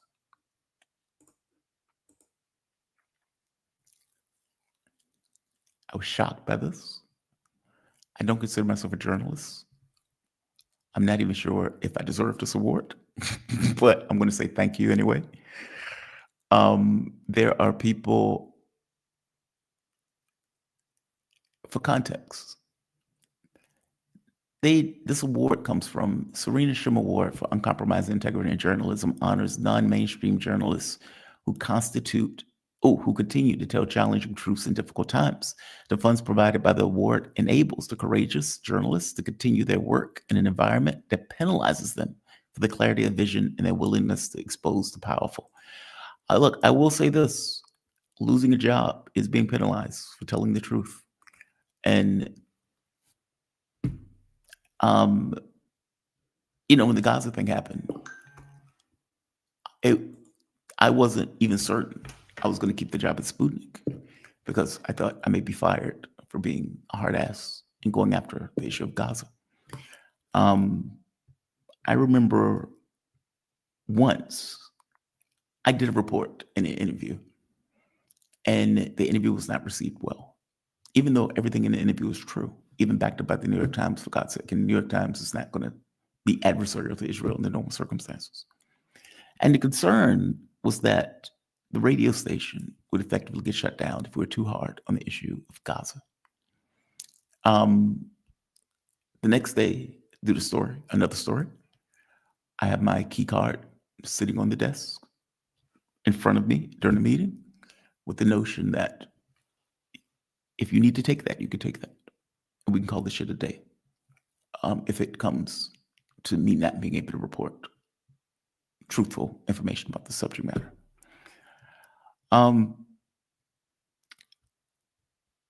That, however, is different than the woman who the water is about. That woman was a journalist. I think she was on Press TV. And the person who's named after, she knew she was in danger, reporting on Turkish, I think they moving chemical weapons or something, but effectively reporting on something that the Turkish military was doing. And she ends up getting killed for her reporting. And you think of people who are in Gaza, like they are going on a killing spree, intentionally killing journalists, and they're still there. They're still doing it. The guy who they murdered recently at that hospital, that guy was doing the news. They shot him because Israel doesn't want their crimes and atrocities to be filmed. He gets murdered in the hospital when they send a missile into the hospital to effectively kill him. They're different standards, man. Like, it just feels like I appreciate it. And yeah, I work damn hard to do this, especially as a one-man band.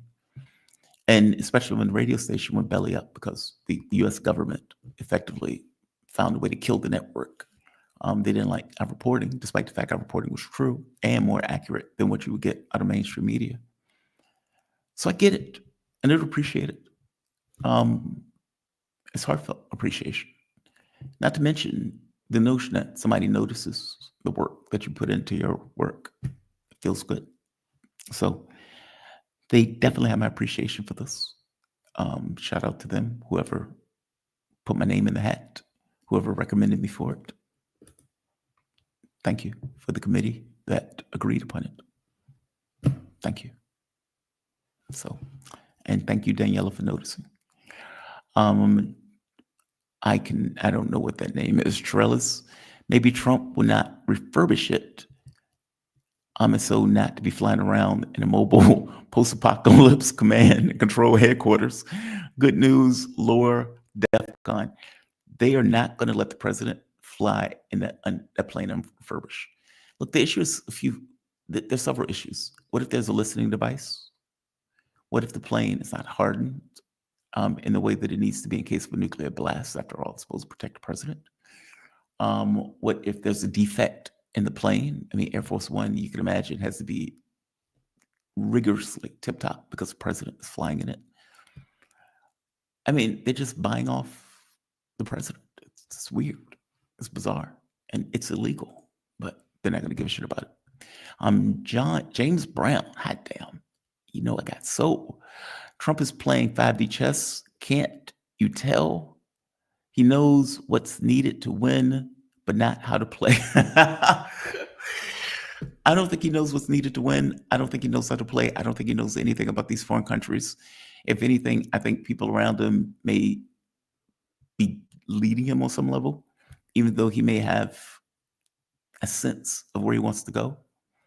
At the end of the day, you took a job as president. The buck stops with you. Nobody else, not your minions, not any randos around you, not the last person who talked to you. The buck stops with you. If you told the American public you're going to end the war in 24 hours, then you need to walk the fuck away, like Steve Bannon said. If you want to try to get some kind of deal, then you need to acknowledge what the Russians are asking for is not insane. The notion that you are going to say, let's get a ceasefire, and France, Britain, Germany, the US continues to arm Ukraine and allows them to build up their military for 30 days is fucking absurd. Who would do that? Like, when you put that out, you're not even being serious.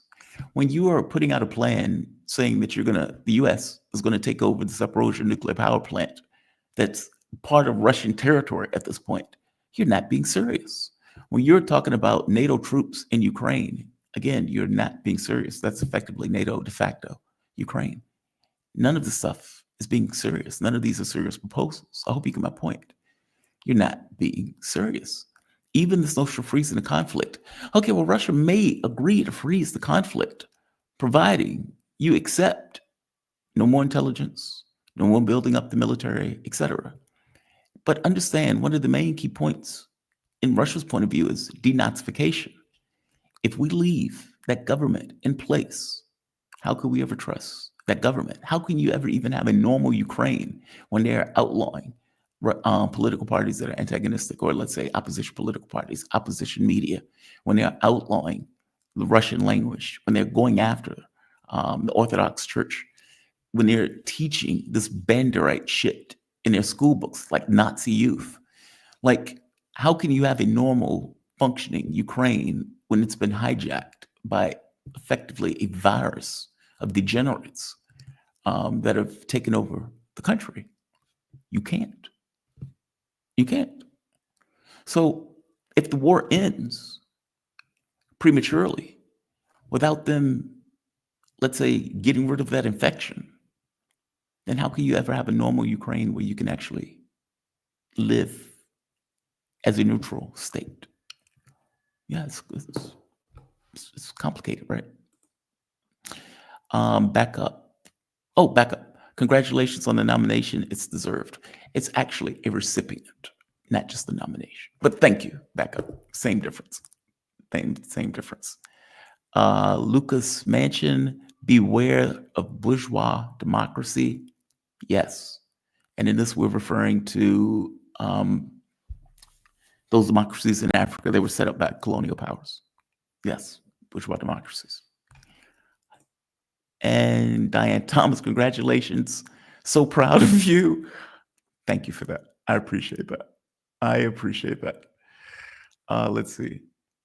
KJ is killing it. KJ always kills it. Social emotional learning with Dr. Donnie. And look, he is right, by the way. People don't have to just be the worst aspect of themselves. We can be both. If you grew up in a society that was loving, cooperative, where you had a society that wasn't this kind of get rich, die trying, this type of thing, you would have different people.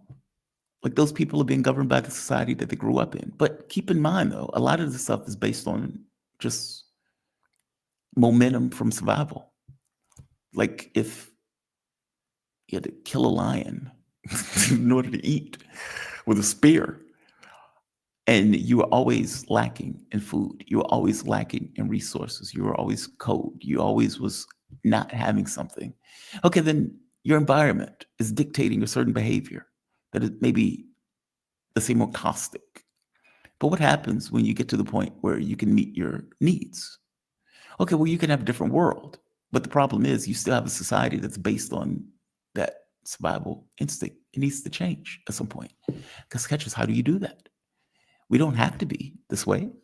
We can be also cooperative. We can function in win-win relationships. In fact, the only way you even get a company is if you build that company. The only way you get a society is if you're working together in a cooperative way to have that society. Only way you get streets built, lights built, healthcare, any of those things is this kind of cooperative way in which we operate. It's just that stuff has been hijacked on some level by this I call it sociopathic system. The reason why I use sociopath as opposed to psychopath is because I think the behavior is learned. I don't think it's the person's born that way. Some people are, but I don't think the majority of people, I think you might get like 5% psychopaths. A lot of people learn to function in a society and learn to function in this way because they're taught day in and day out that this is the way to function in order to get ahead. Those people aren't necessarily psychopaths. Those people, it's a learned behavior. And that's why you use sociopaths. Extra medium truth. Thank you, extra medium. Thank you. I appreciate that. Faux mint dissident. You rock. I appreciate your work. Thank you, mint dissident. I appreciate you too. Thank you for that. And Wanda USA, congratulations. Thank you, Wanda. Thank you. Yeah, I appreciate you. I mean, look, this work, it can be isolating, especially now. I do all of it on my own. Effectively, I'm running a show that used to have 2 producers by myself. And I'm putting more work into it than the producers put into it. And so my day goes early in the morning, late into the night. When I say chest break, it's because I'm taking a break. I usually still have more work to do after that. It's a lot. It's rewarding, but it's a lot. And on some level, it's isolating. I would tell you, living in DC was isolating by itself just because I really didn't know anybody there. I mean, most of the people I dealt with, I just worked with.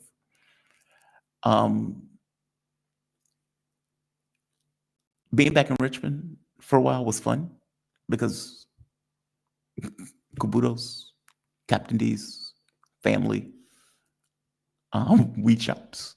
Like you're familiar with all that stuff. And so, you're back into a place that you know. Being Airbnb to Airbnb to Airbnb, you basically a leaf in the wind. I wanted to see what was going to take place with the negotiations before I settled down anywhere. At this point, I don't think those negotiations are going anywhere. Trump is incompetent. He doesn't seem to have the capacity to end the war. I'm not blaming Rubio. That just seems weird to me. Trump is the president of the United States. The buck stops with him. He makes the choice. I don't think they're going anywhere at this point. At some point, I will settle down into a specific place. Right now, I have a place booked for 3 months. So I'm going to be at that place for another 3 months after May 24th. It's an isolating thing. But I would tell you that the isolation has helped me focus on the job, focus on the work. And yeah, I don't have anything to say. I appreciate the reward. I appreciate being noticed. So shout out to them for recognizing the hard work that I put into this. I definitely appreciate them nominating me and making me a recipient. And thank all of you for watching. I don't think they would have given the reward if I had 2 subs. I do think it's this kind of increase in subs, this increase in viewership. The fact that you guys do watch, that you do like the videos, that you do help with the content, and all of that stuff. All of that stuff is necessary. Otherwise, it would never show. They often demonetize these shows. And so your help is the thing that makes the show function, makes the show work in large part. So I'm just going to say thank you to all of you. It's not just my award. I think it's all of our award. I think we have a great community. Each of these communities are worlds. You go into some places that are racist, sexist, bigoted, angry, vicious, vitriolic. This is more of a family environment. I think it's just what we cultivate, this kind of Zen diagram. Yeah, we argue, we bitch, we moan, we complain with each other, we disagree with each other. So what? That's just life. I don't want an echo chamber. Yeah, I don't want an echo chamber. I like the fact that we disagree at times. I like the fact that we have different points of view. I like the fact that the audience is like, yeah, dude, I think you're off the rails. Or yeah, dude, I think you're full of shit on this. Or dude, I disagree with this. Or hey, I agree with this point, but more nuance in it. I think all of this stuff is fantastic. And I think, frankly, it just makes a better show. So I want to thank all of you. I have a damn good show lined up for you tomorrow. And a damn good show coming out on Friday also, actually, because both are forming as we speak. So I'm just going to say thank you to all of you for making this show possible. And I'm going to call it a day. I'm going to say like, share, subscribe. You guys have a fantastic day. I'll see you bright and early tomorrow morning. Jamal Thomas Morning Show, episode 154. 154 of these. Signing off.